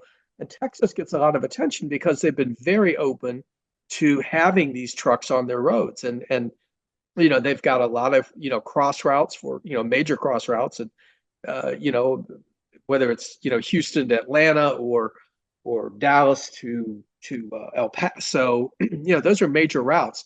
And they're routes that, could be quite lucrative if you did not have a driver in the seat. For sure. Yeah, I sometimes wonder how long they're going to have to test the autonomous truck with a safety, basically a safety guy sitting in the seat there and making sure that everything is going off without a hitch. Because, again, just the idea of a truck loaded with 80,000 some odd pounds driving down the road without anybody in it, to me I feel like I'm watching an episode of the Jetsons, Alan, to be honest with you. It seems so far removed from what we see every day. But I think that's the nature of technology. It moves exponentially fast, almost too fast for you to wrap your head around it. And, I think it's a lot the same with the electric trucks that we're going to deal with here. And that is, there are going to be unforeseen circumstances in all of these decisions that get made. And we're making these decisions within the legislature, hopefully to move the country forward and to be safer and to waste less money and kill the environment less and all these good things. But oftentimes it's not until 10 years down the road after you've adopted these things that you see what the downstream effects really were, especially negative downstream effects. And it'll be interesting to see. What do you see any big negatives coming out of the electric trucking or autonomous trucking innovations, aside from the potential loss of jobs for drivers? Well, I think there's, I've looked into this, and there's more looking into it to do, honestly, in terms of the electric grid and what it's capable of and things like that. I mean, people say, how can you run electric trucks in California when you can't even keep, the power on during, a brownout? So I think we have some work to do. Clearly, the industry does, the utilities do. in terms of, opening up the grid a little bit, maybe, and looking at it in different ways than we have in the past. Again, I think, I spend so much time, Marcus, on these subjects that I wonder at times if I don't become a little bit of the cheerleader I don't want to be, because I'm hearing from people that are working on this stuff, not the people who are, suspicious of it or skeptical of it. I think you've got questions, honestly, around, grid capabilities and, where can you actually put this infrastructure at, megawatt and, 5-10 megawatts of power that might be as much as it would take to power a sports stadium, right? But I think it's doable. And I think the idea of looking at, how to do it, again, that we're not looking at overnight adoption. I don't think it's a question of that at all. But I do think that this will march on. I think that, autonomy is interesting because if it does work and you don't have an increase in crashes, and we've got more crashes, honestly, and we had a lot of people racing to beat the clock. I mean, an autonomous truck doesn't have hours of service it has to worry about because it doesn't have a driver, and that driver doesn't get tired, doesn't have to go to the bathroom, all those things, But I think at the same time, until you get a bit of a track record going with driverless trucks, who knows? I can't predict the downsides. Maybe there aren't any. I'm sure there's some, but maybe they're not as big as we might think. Let's hope so, Alan. You are the Midwest Bureau Chief for FreightWaves.com and also the host of the Truck Tech Podcast over at the FreightWaves YouTube. Alan Adler, thank you so much for sharing your time today. I look forward to having you on again. I feel like we've got some great insight from you today, and I'm going to keep checking out all the articles over at FreightWaves.com. Well, Marcus, thanks for the time. Thanks for having me, and be happy to come back if you want me back. That's great, Alan. Take care. We'll see you soon, okay? All right, bye-bye. Episode 52 of the H&M Trucking Podcast was titled A Cautionary Tale, and for good reason. We actually had on H&M driver Bryan Allen and driver manager Stacy Trively. Trively. Listen, I am stuck on Stacy's name, and I need to talk to her directly about it. Denny told me it was pronounced Trively. Everybody else that I talked to tells me that it's Trively. But Denny worked with Stacy when he worked at H&M. So I think I'm going to say Stacy Trively here, and then I'm going to correct myself later and apologize to Stacy in advance. Denny did work with her for a very long time. Either way, that has nothing to do with what this episode was about. This episode was phenomenal. And unfortunately, Bryan kind of had to befall a little bit of a scam here for it to be such a great episode, but he handled it very well. He fell victim to a predatory towing incident, basically, where they put a barnacle on his windshield while he was asleep. Actually, the gentleman that put the barnacle on was armed. And I'm not going to give away any of the rest of it. If you haven't heard it, it's amazing. Here's my interview with Bryan and Stacy. Bryan, thank you for being here today. Yes, thank you. And I also have dispatcher Stacy Trively on the line. Stacy, thank you so much for being here with us as well. Hi, well, thanks for having us. Of course. Now, we're talking about predatory towing today on the show. There is a lot of news that's been going on. I've seen lawsuits. I've seen extensive reporting on predatory towing practices happening all over the United States. And the reason we brought you two on today is because you've got a little story to tell that has to do with this garbage practice. And I'm hoping that what we can get out of this is just a few things that other drivers might be able to hear and say, hey, I can look out for that, and hopefully keep this from happening to any other drivers with any frequency at H&M. So, Bryan, I'm going to go ahead and start with you and just have you tell me the story. How did you get into the situation where you needed to call a tow truck, and what happened from there? Sure. We didn't actually have to call a tow truck. We needed backup from the police. Let me see. This was a load that I pulled from St. Joseph, Missouri. It was going to a co-op in Indiana. It was a long shift, obviously, and at the end of a 12 or 14-hour day, I needed to find a place to stop for the night. And just on my radar, there was a Walmart supercenter. It turns out it was in a city called Lafayette, Indiana. And so I pulled in. It was a giant parking lot that could accommodate trucks. And there was actually another truck there. And I pulled close to his truck and trailer and shut it down for the night. That may have been about 9 or 10 o'clock.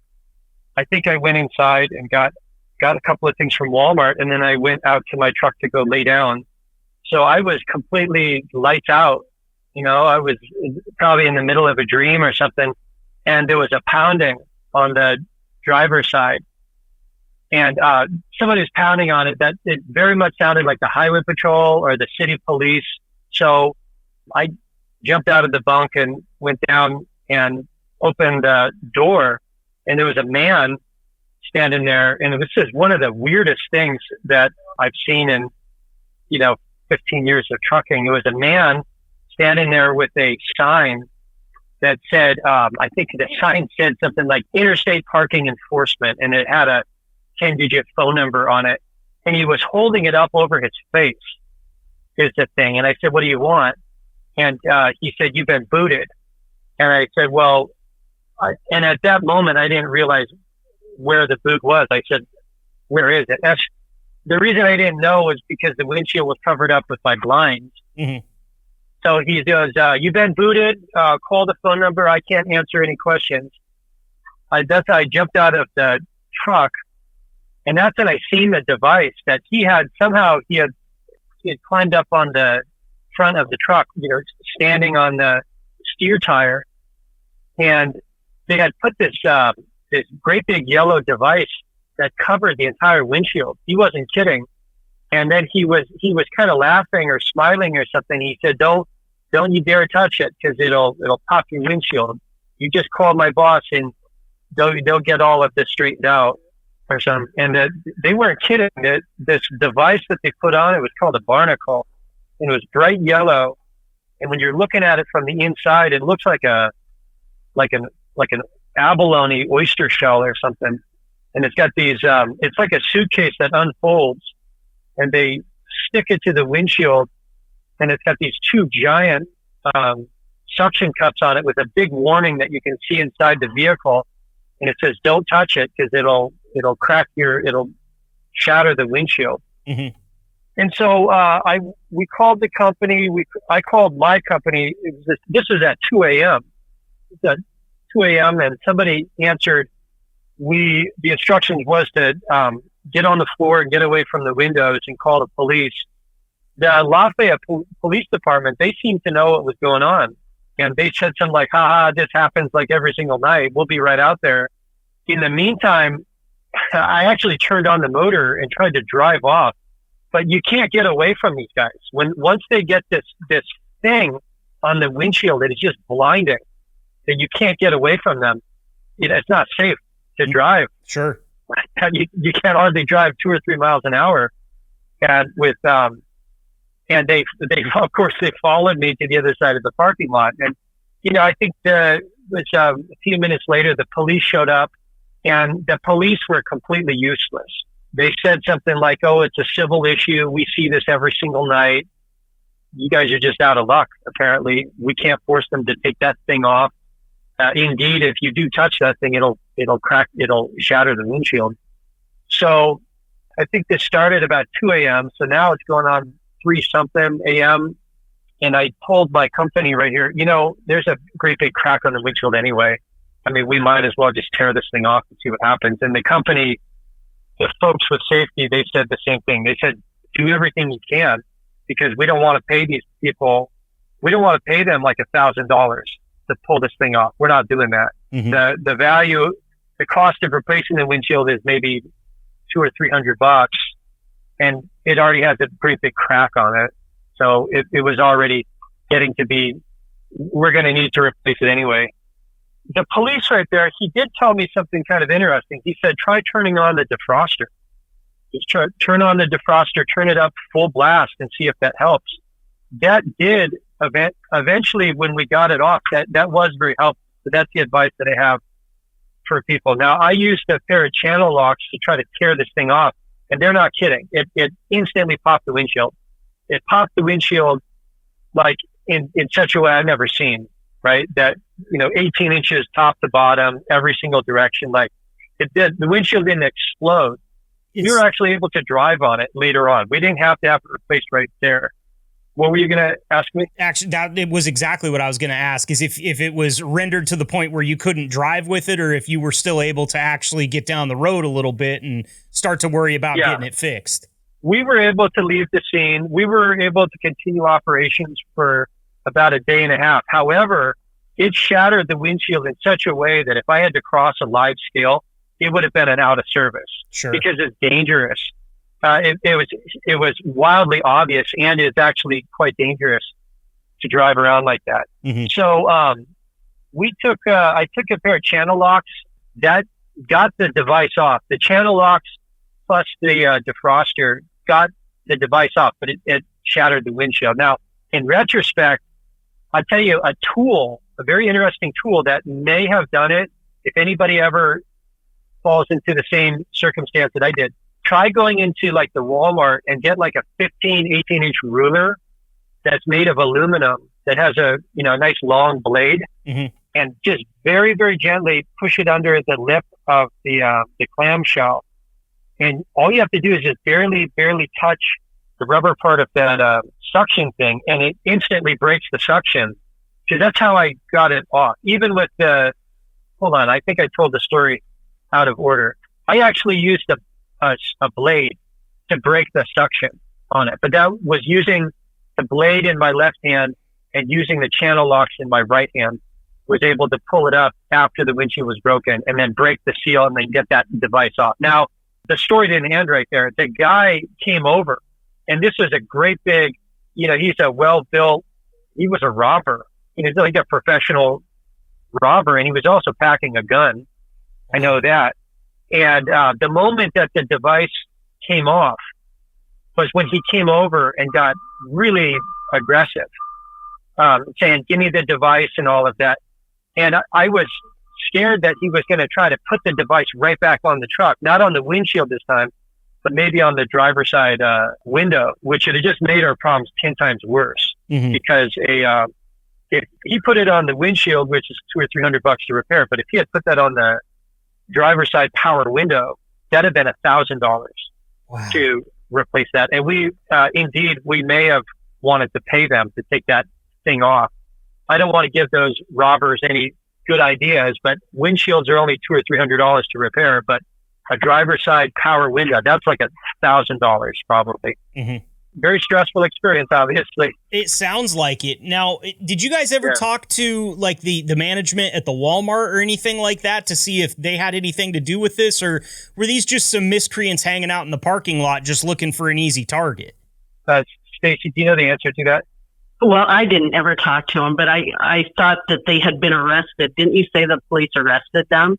Well, or was it for having the gun? Yeah. Okay. Yeah, he pulled a gun. He said, "Give me my device back." And I actually got the device locked into. When I seen him coming across the parking lot, I ran over to the passenger side, shoved it in the passenger side, locked the door, and the dude had a gun right there. I ran from the scene and ran over to these police. The police are just standing there watching this whole thing, and they thought it was funny. But I finally told them, he just pulled a gun on me, and that's when they drove up and they lit him up, and it turned into a felony stop right there when they took him and the woman out of the minivan.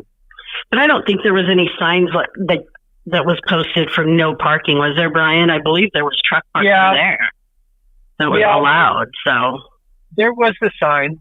Oh, there was? Yeah, there was the sign. But I did not know that. That's normally something that's allowed in Walmart parking lots, to my knowledge. They're normally okay with trucks parking there, correct? Yeah, it is. It is a bit confusing now. Like one of the ones that I remember most is in a place called Oak Grove, Missouri. There's a giant Walmart right there with like 3 great big truck stops, and so they put up physical barriers that are 8 feet tall, so you can't even get in. Mm-hmm. So most Walmarts, if they absolutely don't want these trucks in the parking lot, because it can be a big problem, they'll put up physical barriers to let everybody know, don't come in, don't bring the trucks in, because you physically can't get them in. And there are some Walmarts that don't want trucks in the parking lots. But Walmart has always been very permissive. If you read Sam Walton's biography, his autobiography, he loved his truckers. Yeah. He created his own trucking company, and it's one of the top 5 biggest companies in the world. And he also had Sam Walton. He also really cared about people that were traveling and people that were tired. And so he's been gone since 1992 or something when he passed on, but he's always allowed, not only truckers, but campers and, people that are hurting in general to sleep in his parking lots. Right. That's something that's very well known about the Waltons and how they feel about that, which is why I asked the question.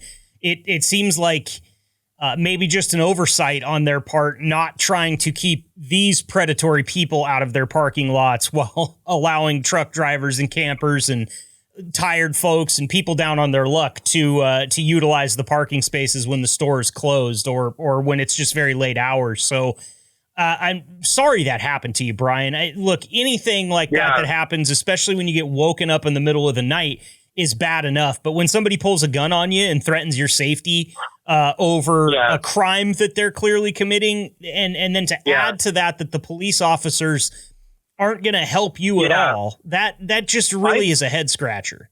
I also want to talk about that all across America, a lot of our police, many of them have become kind of useless across America, and they stand there and watch this thing going on and they think it's funny. And they're not actually interested in stopping these, these guys are driving this minivan that looked like it's not going to make it very far. Whereas we're driving this great big, beautiful, the 2024 Volvo. And we're pulling something that's valuable. And the police, it looks like they're looking at us thinking, okay, we're the ones that got the deep pockets. These other guys, are they going to be able to pay anything? Mm-hmm. Whereas a great big trucking company like us, of course we could pay something. So that bothered me. And replaying this incident in my mind over, the days and weeks afterward was that the police weren't really there to protect us or anything. They were there because they thought it was funny, and they were there thinking that they might get something out of us as well. Yeah, I'm not a big conspiracy theorist, but the first thing that comes into my mind when you tell me about how these officers acted is, are they on the take? Are they getting, if you do call and pay this $1,000 fee and this guy takes the thing off your windshield, how much of that $1,000 is going into the cops' pockets to keep this racket going? And, I've got no proof of that. Obviously, it's just a thought, but it's definitely interesting because their motto is to serve and protect, and I don't feel like you were protected or served until somebody pulled out a firearm, which is way too late for them to act appropriately. And again, just sorry that this happened to you, and to make you replay it in your head. Like I said before we came on here, I know this probably isn't your favorite story to tell, but I think that we are getting a lot of lessons here for drivers that are listening on what to look for and how to handle this situation. You said that you called H&M immediately. I know that that's probably priority number one. Stacy, can you talk me through a little bit of the standard operating procedure like this? If you have another driver that is dealing with something like this, what are the exact steps that you want them to take now that you've experienced this?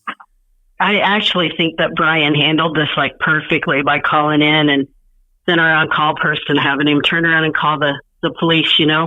I don't know any other way to get out of it or get away from it. He was in a dangerous situation that night. You couldn't get away from them.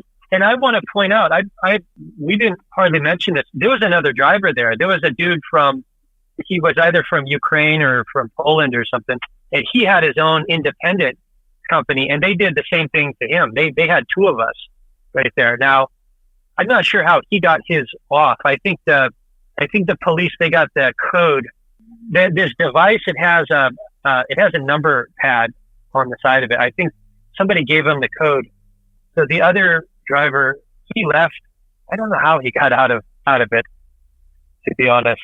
But somehow, maybe he paid him. You never know. They could have just called that number and given him what they wanted so that he could get on his way. And that's unfortunate, but you know, you hear the term predatory towing practices, and some people will kind of turn an eyebrow up at that and think, well, that's a little bit heavy-handed to call it that. And I really don't think it is. I think this is absolutely predatory. The guy wouldn't be packing a gun otherwise. And it also makes me wonder, how do they get their hands on this type of equipment? I can't just go down to the hardware store and buy a boot, like a wheel boot, and go start putting it on people in the parking lot. I couldn't even do that if somebody was parked in my own driveway.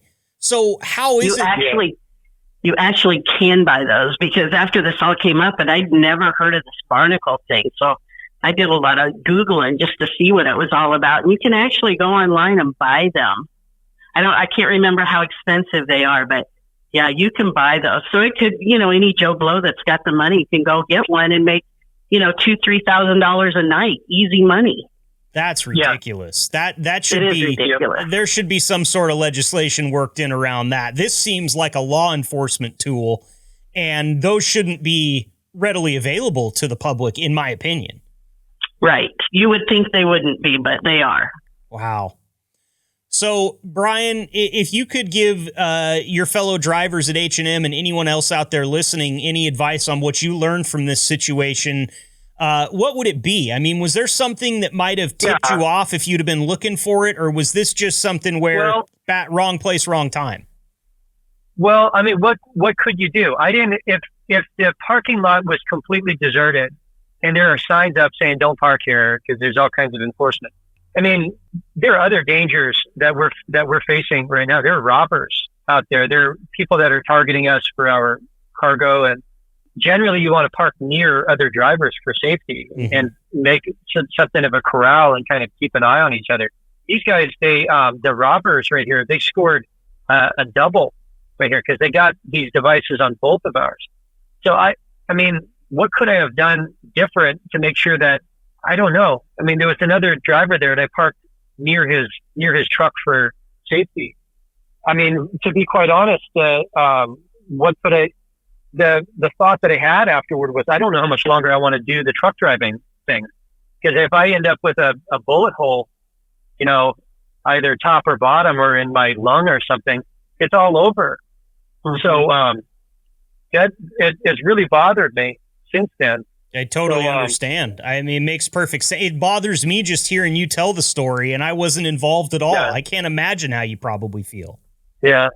In general, I don't like parking at truck stops because truck stops are very noisy. They're not always they can be very dirty and noisy. And I like to park, I would say, just aim for rest areas. Rest areas are the very, very safest places to park. The bad guys, a lot of times they don't have that much fuel to go way out there to the countryside to go target trucks at the rest area. I've almost never had anything bizarre or dangerous happen specifically at an interstate rest area. So that's the lesson that I would pull from that. Is just always aim for those rest areas. Try to stay away from truck stops because there's a lot of toxic negativity over there for me.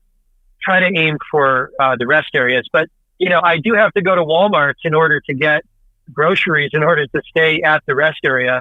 Invariably, I do have to go to the Walmart, and I don't have time to drive a car over there. I take either a truck and trailer or a bobtail. But, that's the best advice I can give anyone. Just aim for the rest areas. Yeah. And be aware of your surroundings too. If there's a shady van parked out where nobody else is parked in the middle of the night like that, if you happen to see that, it might just be a good idea to head on down the road to the next one if you've got the availability to do so. And that's really unfortunate. You guys are just trying to work. I look at it, it's hard to relate to my job, but if I walked downstairs and there was a barnacle on my windshield right now, I would be in a very, very upset state of mind, and I probably wouldn't handle the situation nearly as well as you did, especially not if there was a gun involved. Like, this is all really enlightening, and I'm sorry that you had to go through this, Bryan, but I really appreciate you guys coming on to share this. And Sure. Before I let you go, I just want to give Stacy one more chance. I know Bryan had a lot to say here, Stacy. Is there anything you want to add before we're out of time here about this situation or maybe preventing it in the future? There's just always a scammer trying to figure out his next scam. It's just, you just got to kind of keep up with the times and figure out what direction they're coming from next. I mean, it's just always somebody trying to get money out of a trucking company, it seems like. So, yeah, everybody just needs to be safe. And like you said, pay attention to their surroundings. For sure. Yeah. Great advice there. Well, Bryan, Stacy, I really appreciate the time here. I think that this has been a fantastic segment. I think that there's a lot of good stuff here that drivers can learn from. And Bryan, I'll tell you, be safe out there, my friend. I hope that you don't come across this again. Yes, I hope so too. Okay, thanks so much. Thanks, Bryan. And Stacy, thank you for being here. We really appreciate the time as well. We'll talk to you again soon, okay? All right, sounds great. Thanks a lot. Uh-huh. All right, bye.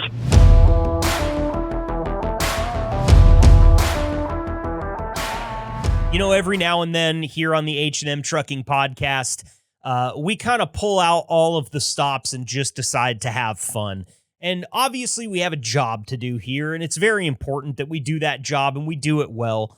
But once in a while, we get to have some fun and we take advantage. This next clip is an example of that. I had on Sherry Vogler and Michaela Mongeraz from the recruiting department to play some games with me. And just kind of share some laughs, break the ice a little bit, check in with the recruiting department. So anybody that's listening to this podcast that's thinking about coming to work for H&M can understand who they are and how easy they are to talk to and how much fun we really get to have on the podcast from time to time. So go ahead and enjoy listening to this interview with Michaela and Sherry, and a special shout out here to Sherry. She is very instrumental with what we do in this podcast. We meet with her and Eve on a bi-weekly basis, and we're constantly in contact. Just understand that without Sherry and Eve both, we would not have this podcast. It would not be nearly as good as what it is. A lot of times it sounds like this is a one-man show because I'm the one that you hear, but trust me, there is an entire team of people working behind me, and they're very good at what they do. So without them, we couldn't have breaks like this. My chat with Sherry and Michaela from recruiting. I can barely contain my excitement for this next segment, and we're just going to jump right into it because I'm so excited. I have Sherry Vogler, who many of you know for me mentioning on the podcast. She's one of the ones that you have to go and yell "Stay Fresh" cheese bags at if you want this cool gift that we've got for you. Sherry has been instrumental in the podcast being what it is today. She helps us every single week behind the scenes. And thank you very much for being here yet again, Sherry. We so much appreciate the time. Well, thanks for having me. Of course. And now Sherry's from the recruiting department. This segment is going to focus on the recruiting department. So we've also brought in another person from the recruiting department. Her name is Michaela. And the reason I'm not going for her last name yet is because she wants to know if I can pronounce it, which you can tell maybe, Michaela, you've been listening to the podcast because occasionally I have trouble with these sorts of things. So before I try to pronounce your last name, Michaela, thank you for being here, first and foremost. Absolutely. I'm pumped to come on. I've been waiting for you guys to ask me to come on, but, I always get left out of everything. So sounds about right. That stops today, okay? Because you brought me something for the podcast right off the bat. You're like, let's test you, idiot. Let's see if you can do it. I love that. How much chance would you give me? Is it 50-50? Is it either a yes or no? Or are you kind of looking at it as like, it's only a 10% chance that this idiot's going to get it right? Well, you seem kind of invested, so I'm going to give you a little more benefit that you might be able to do it. I don't know. You are from the West, live on the West Coast, right? Yes. So I would think that maybe you might have a little more, I'd say 20% chance. 20%. See, yeah. You might cut that down to 15 when I tell you the only class I ever got caught cheating in was Spanish when I was in high school. So I don't think... I think you're giving me too much credit, but I'm going to try it, okay? Let me spell it first. Monjaraz. I seem to remember from my Spanish learnings that J's are a bit different. Now, I'm going to go with Manharas. That's pretty good. Is Good pretty job. good, but is that That's right? pretty good. No, I mean, Manharas is how I say it. Manharas. Okay, so I Yeah, was that's pretty overcomplicating good. it. I was You trying to were. fit in. Yeah, I get it. You made it sound royal. Yep. I had Fun fact, my family all spells it with an easy and they pronounce it Manjaras. And then my dad changed it to AZ and we're the only ones that pronounce it Manjaras. So my actual relatives are my relatives, but we all spell our names different. It's very complicated. I don't know. That's interesting because the J is either the J sound or the H sound. That's kind of what I was trying to like all the learning of Spanish that I did, which was so little. I was trying to like, there's something up with that J. And I know there's something up with that J. And I always try to roll my R's too, because I had somebody tell me like, if you can roll your R's, and somebody's name requires you to do that, it's kind of seen as like a sign of respect that you try to actually roll that R. Is that true? Well, you should know about me. I'm a very white Mexican. So anything that you just tried is great. People will laugh at me because they'll be like, you don't speak Spanish. I grew up here in South Omaha and I should speak Spanish, but I don't. So you did great. I'm proud of you. So you probably speak more Spanish than I do. And fun fact, I did actually cheat off my white friend in Spanish class. And I had my Spanish English translator in there in class. So, well, if I can tell you anything about us white people are good at cheating in Spanish class. Yeah. I was doing great until the final like week, and then I got busted and it all fell apart. But you know what? That's why I got into speaking English for a living. I knew I didn't have a chance over there on the other side of the aisle. So, well, listen, it's great to have you both here. And before I jump into some fun things that we have planned for you today, I just want to kind of talk about how things are going in the recruiting department. You know, Sherry, you come on, or you email me every single week with a whole bevy of new drivers. You guys are constantly moving through new H&M employees and trying to get them, vetted, make sure they're good to go for H&M Trucking. What would you say the state of the union is in the recruiting department right now, Sherry? I mean, I think that we're doing really well. I think as of today, we have maybe 3 trucks available. So we're keeping them pretty full. We do have a little bit of turnover, but it's not very much. You know, again, I have been seeing the comments coming out again about how we have lowered our standards and we are not hiring the same quality of drivers. I just want to reiterate, you guys, the qualifications have not changed for 5 years.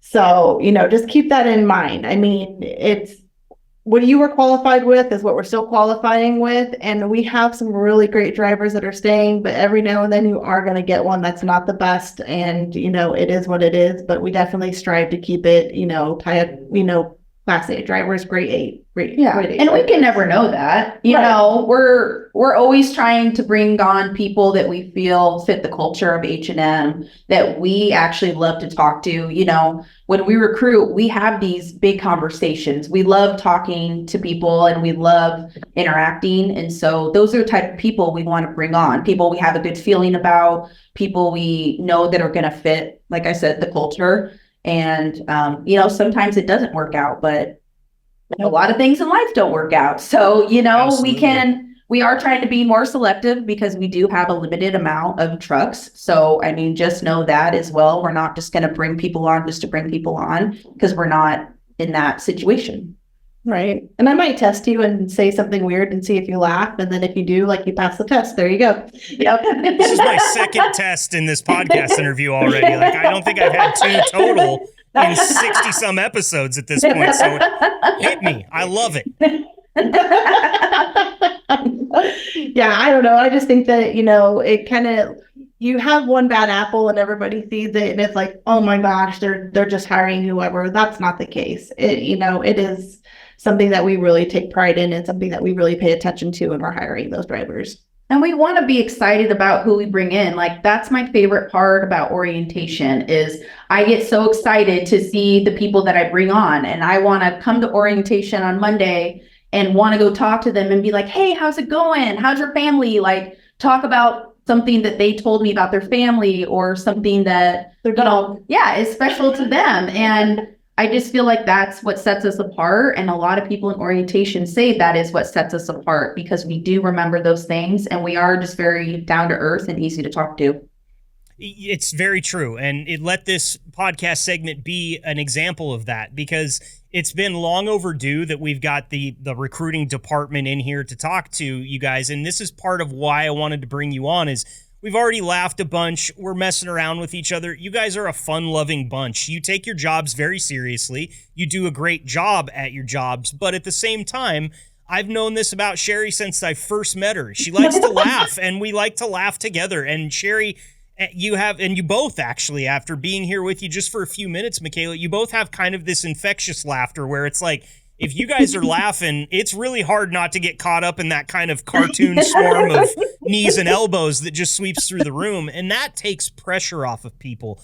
That I see that in my job too. A lot of times when I'm having a tough interview, I'll think, man, if I can just get this person laughing, if I can just get them to loosen up just a little bit, and so you guys do a lot the same with that. You probably get to know them a little bit, get them laughing, get them comfortable, get them relaxed. Everybody's so tense when it comes to a new job, right? You don't want to do one thing wrong, one misstep. Everybody wants to look perfect.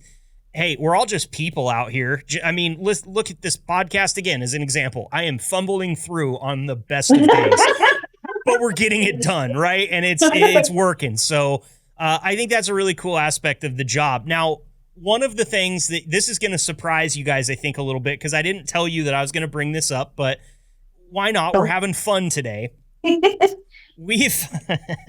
so excited about that. I'm sorry. We have been asking you guys for a few different things. We're putting together a podcast website that will soon be available at HMTrucking.com, where you can go and learn about the podcast, learn about the episodes, the people on the podcast. And recently, our web and design team asked for some headshots of you guys so that they could put a picture up on the website. And we got some headshots from some people all was well. And then, Michaela, yours came through, and I'm confused. Did they ask you to do some headshots for Tinder, or was this something that... Because there was roses involved. It was set up like it was staged. You were doing poses. I mean, I got a kick out of this. I was laughing until the back of my neck hurt. But I actually didn't even realize that you were getting those pictures until just right now. Yeah, I didn't even know about those pictures. I thought you Jackson. I'm insidious, though. If Jackson's got something like that, I'll get my hands on it, just so you guys know. I mean, you should have been here. She was posing, I was directing. It was a great time. Yeah, I think it was the 5 years of being on the dating apps. I think I'm probably pretty good at taking a selfie here or there. And, I'm very goofy. I love taking pictures, and if I can just laugh at my own expense, I'm okay. And if other people can laugh at me, I'm cool with that. I don't care. Okay, good. Well, I told him, look, these are great pictures. I love the feel of these pictures, but we can't put her email address up there because people are going to start sending her like, oh, hey there. This looks like a dating profile pic. So I figured I'd tell you, I'm 5'9", 210, I'm just a team player. Whatever we need to get this going, I'm down. $5, I'll send you more. Yeah. I love it. And I love that we've got the director and the star here, too. So it's like you guys can both kind of share. Sherry, what were you looking for in the aesthetic of that photo shoot? What were we going for from a director standpoint? I really don't know. I mean, we saw your picture, and yeah, I wasn't sure where you were pointing. Yeah. So we were trying to decide where to point. I said, ask me for a friend. I'm not sure where he's pointing, but I'm going to go along with it. So we tried to point in different places. Jackson sends over here. Yeah. Anywhere but right down the middle. That's our only rule. And it's a good time to kind of talk about that photo shoot. There are some, 2,000-3,000 pictures that were taken of me in that 4 to 5 hour span of time when Grant and I went to Lincoln, Nebraska. All sorts of outfit changes. They've got me in Tim Kruger's tracksuit. It's like white and gold with Chinese tigers all over it. And you guys, one thing I didn't understand is how good the people that work in the background of this podcast actually are. They've taken just faces from those 7,000 some odd pictures, and they have put me in some of the most precarious positions that you can imagine. Some of them end up on the internet and will live there forever. So I'll be honest with you, Michaela, I didn't know where I was pointing either. I don't even know that that's my hand. But we're kindred spirits at this point in time because those are the people that have your pictures as well. You're just advantaged because there wasn't a green screen behind you, so they can't do as much. But trust me, they are a talented group of individuals, and they've had me in, there was one picture I saw for a different podcast we do where, you remember the judge wigs that they used to wear when everybody had chlamydia in the 1800s? They put me in a black judge's robe and one of those wigs, and it looks like that's how they took the picture of me. Never seen anything like it. So we'll get some of those pictures up too. Everybody that's listening will be able to enjoy at my expense. I said full send on that. Okay. I told her she needs to make, so there's this face that she makes all the time. Oh no. I told her to make just one. So like it could be like, 3 nice pictures and then her rat face. So basically it's like my hood up and then my teeth are up and I look like basically like I make that face all the time and I don't know I'm doing it. Well, that's great. I think that if we could get one of those, in fact, video crew, since you're watching this in editing, go ahead and freeze frame that little face that Michaela just did. Yeah, please do. Oh man. All right. So, we'll get those pictures up so everybody can take a look at them. You'll hear it first on this podcast. You'll definitely hear me tell you where you can go check them out. But I got to do something else here now that I've gotten. You guys were prepared for this one. This is not coming out of nowhere, but one of my favorite games to play with people when we're trying to break the ice, get to know them a little bit, is 2 truths and a lie. And of course, we don't really need to break the ice with Sherry. Michaela, I am so comfortable with you already. We don't even need to break the ice with you, but you guys are prepared for this game, so we might as well play it because it's a real interesting way to learn about people. And for those of you that have never played it before and are listening, each one of us has come up with 2 true things about us and 1 lie.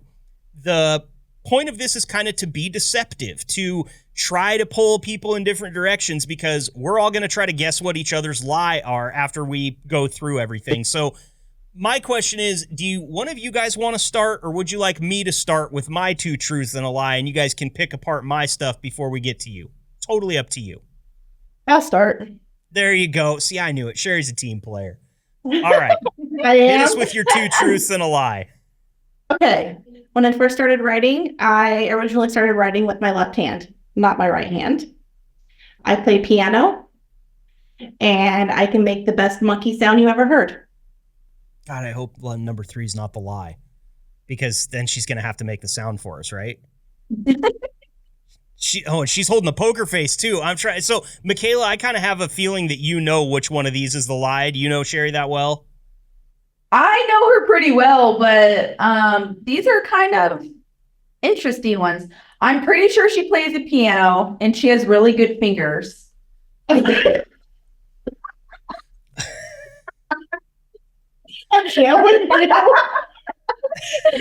love your fingers. I love you, luscious. But no, I feel like you probably could make a monkey sound. I'm kind of concerned of what it would sound like. But the whole left hand, right hand thing seemed a little too coached to be a lie. Yeah. I don't know. See, I'm thinking about the left hand, right hand thing because it almost seems like that's a really hard lie to come up with. Yeah. Who would even think to come up with that lie? Yeah. The monkey sound one is like, I'm pretty sure that we can settle on that one as a truth. I'm pretty sure that she's not going to lie about that either. And I mean, I'm just taking what you have to say about her hands. Maybe it's the piano one. You said she's got nice hands. All right. I'm going to make my guess and I'm going to lock it in right now in my head. Michaela, do you have your guess locked in? Yep. All right. I don't think she plays piano. What do you think, Michaela? I think that she can't do a monkey sound. Okay, because she looked at me like Alicia Keys listening to a high-pitched noise right there when I said she couldn't play piano. So I got to be honest, I think I'm wrong. Sherry, which one's the lie? The lie is that I originally wrote left-handed. Yeah, I knew it. See, I tried to go the complete opposite way just for fun. That was deceptive, though. How long did you write with your left hand before you became like the rest of us? I didn't write with my left hand. That's the lie. Oh, that was the lie. I'm an idiot. God. I don't even know how to play my own damn game. Jeez. All right. So, Michaela, I think it's your turn now. Since Sherry started us off, it went well. I'm not confident in mine. Let's hear from you. Okay. Let me see which ones I should start with. Okay. I love animals. I was on America's Funniest Home Videos when I was a kid. And I love karaoke. You know, a person that loves karaoke is very serious about their love for karaoke. So I'm wondering, Sherry, if you don't have a little inside information for us on that one. Have you sang karaoke with Michaela before? You got to figure that one out yourself. I can't help you. Oh, you can't. Okay. All right. Well, what are you thinking right now? Because you do have a little inside information, I think. So where's your head go? I don't know. That's tough. Honestly, I think she's lying about loving animals. I think she tolerates them, but I don't think she loves them. Okay. All right. So you're going to go ahead and lock that in? You think she doesn't love animals? Yeah, I'm going to go with that. All right. I'm going to go with karaoke. You don't look to me like a karaoke lover. Like, I mean, I can see you singing it like every month or so, maybe go out once to, break into Cotton Eye Joe or whatever your favorite hit is. But I don't know, do you love karaoke or do you love animals? I love karaoke. And I am not an animal lover. Yes. Really? I tolerate that. Yeah. I've just never been attached to animals ever in my life. Okay.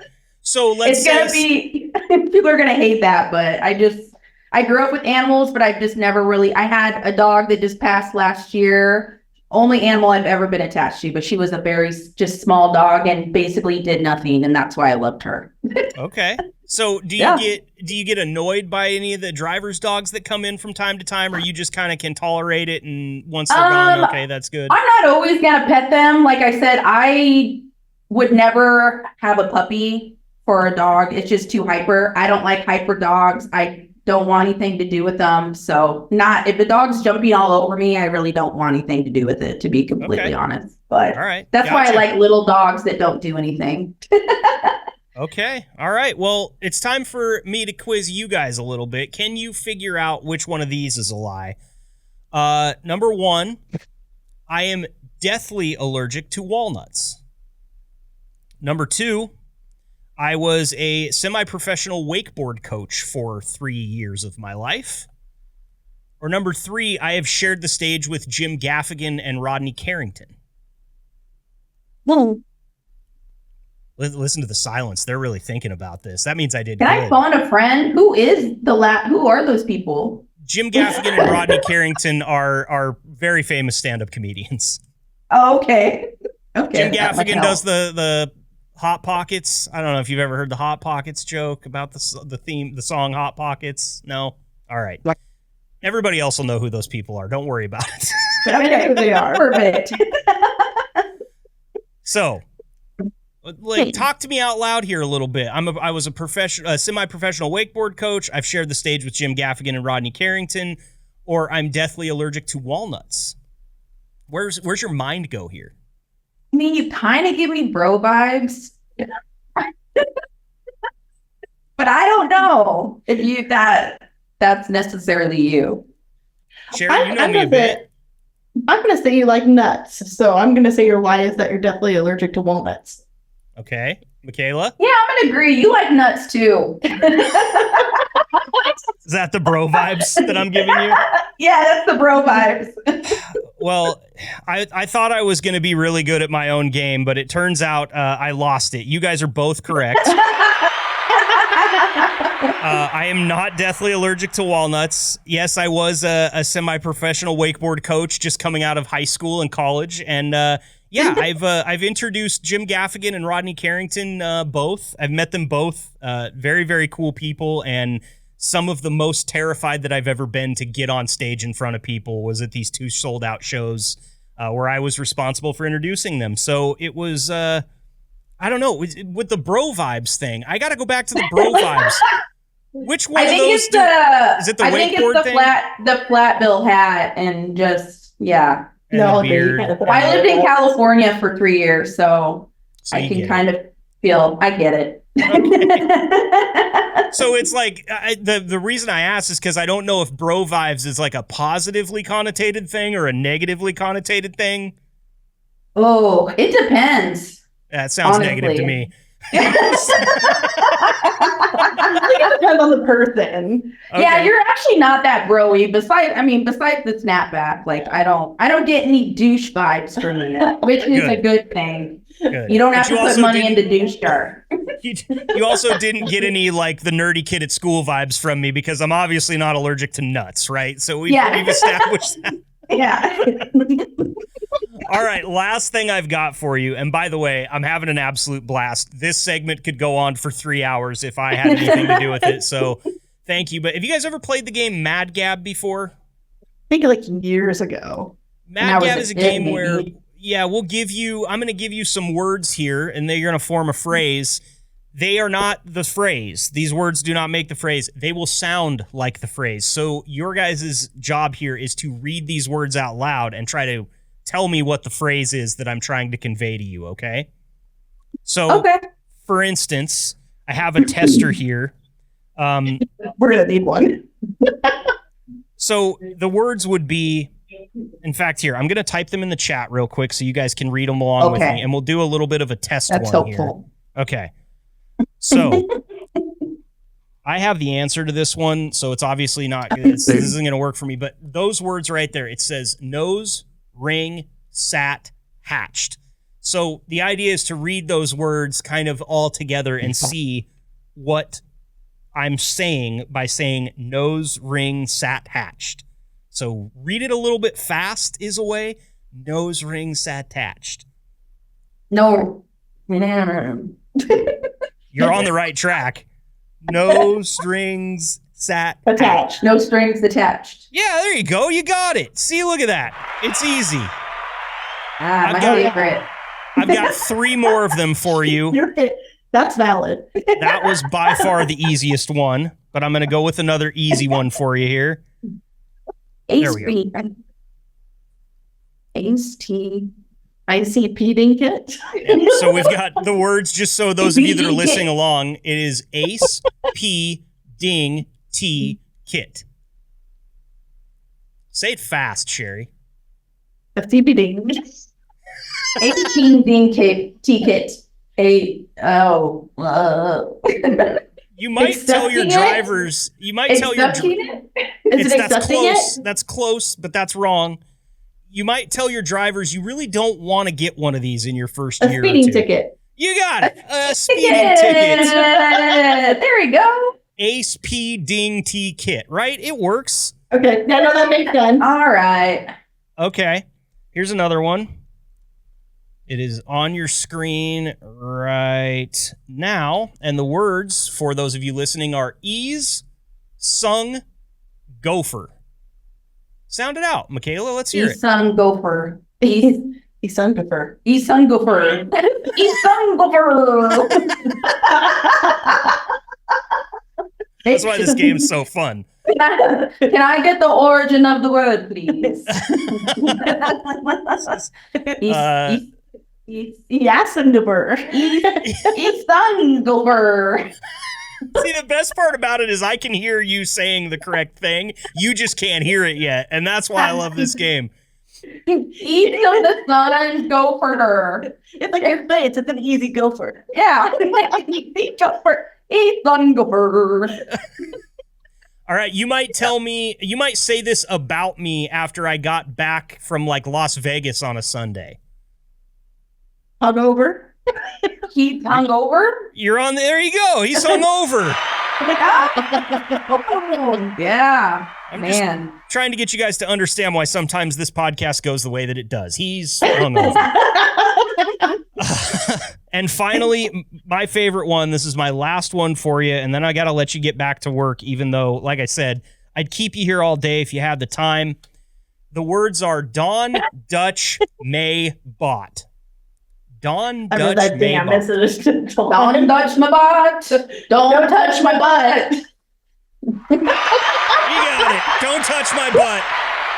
Something I was actually going to say Eve might say this, if somebody was getting a little handsy with her from an HR standpoint and a personal standpoint. Don't touch my butt. So Michaela would be like, ooh, touch it again. I told you I already gave consent. Michaela Manjarez, Yes. Sherry Vogler, thank you both so much for being here. I want to give you a chance real quick to say anything to anyone that might be listening, whether it be fellow staff members, drivers out there from H&M, family members, anything like that. Sherry, we'll start with you. The floor is yours. What always first? I just want to say, hi to everybody and just thank everybody for all the work they do. I know with the freight right now, it's not been easy, and, we'll keep our head down, keep going, and, just work together, and we'll make it fun, and listen to the podcast, and stay fresh, cheese bags. Yep, you got to say that. And that's why you always go first, because even unrehearsed, flawless. Thank you so much. Michaela, your turn. The floor is yours. I just want to say that if anybody ever has anything that they need to talk about, that they can reach out to us at any time. Everybody always feels like they can, you can text us on our personal number, you can call us. I just want everybody to feel comfortable to come talk to us if they have anything that they need to talk about. We might not always be able to solve it, but we're just a sounding board. We can listen to you, we can try to solve the problem if we can, but I just want to let everyone know that we are there and we're always there to help and talk to them if they need someone. Right. We're not just your recruiters, we're your driver advocates as well. So if you have an issue and it's not getting solved, we will help you work through it. Yep. That's awesome. Well, let this podcast be an example of how easy you guys are to talk to and how willing you are to jump in and help drivers with whatever they're facing. I can't thank you both enough for coming in here and having a lot of fun with me today. This has been some of the most entertaining podcasting we've done here as of late, where we've kind of been, drilling the hard conversations here the last few weeks. And this has been a really nice, fun break to the monotony. So thank you both very much. I promise you it will not be as long between appearances as it was this time. We'll get you back in here very soon, okay? All right. Sounds good. Thank you. All right, that's going to wrap up the best of the H&M Trucking Podcast episode. That was a lot of fun, man. Looking back every now and then is a good idea, and we're probably going to have some of these episodes in the future because they allow us to revisit some of the content that we've made and relearn the lessons, refresh on some of the important news that we've covered, and also just look back and laugh at some of the fun things that we've gotten to take part in here. So appreciate you tuning in today. Next week, we will have another standard episode of the H&M Trucking Podcast. And of course, as always, we're looking forward to talking to as many of you drivers and office staff as we can get our hands on. So if you want to be on this podcast, make sure you get in touch with Sherry or Eve back at the office. If you're a driver and it's easier for you, just get in touch with your driver manager or your dispatcher.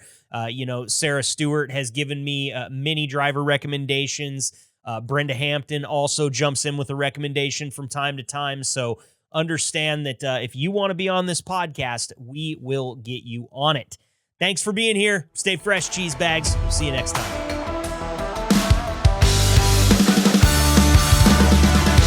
Thank you for listening to the H&M Trucking Podcast. Please leave a review, subscribe, and connect with Marcus over at the H&M Trucking social media channels. And if you're considering a job at H&M, find us at hmtrucking.com.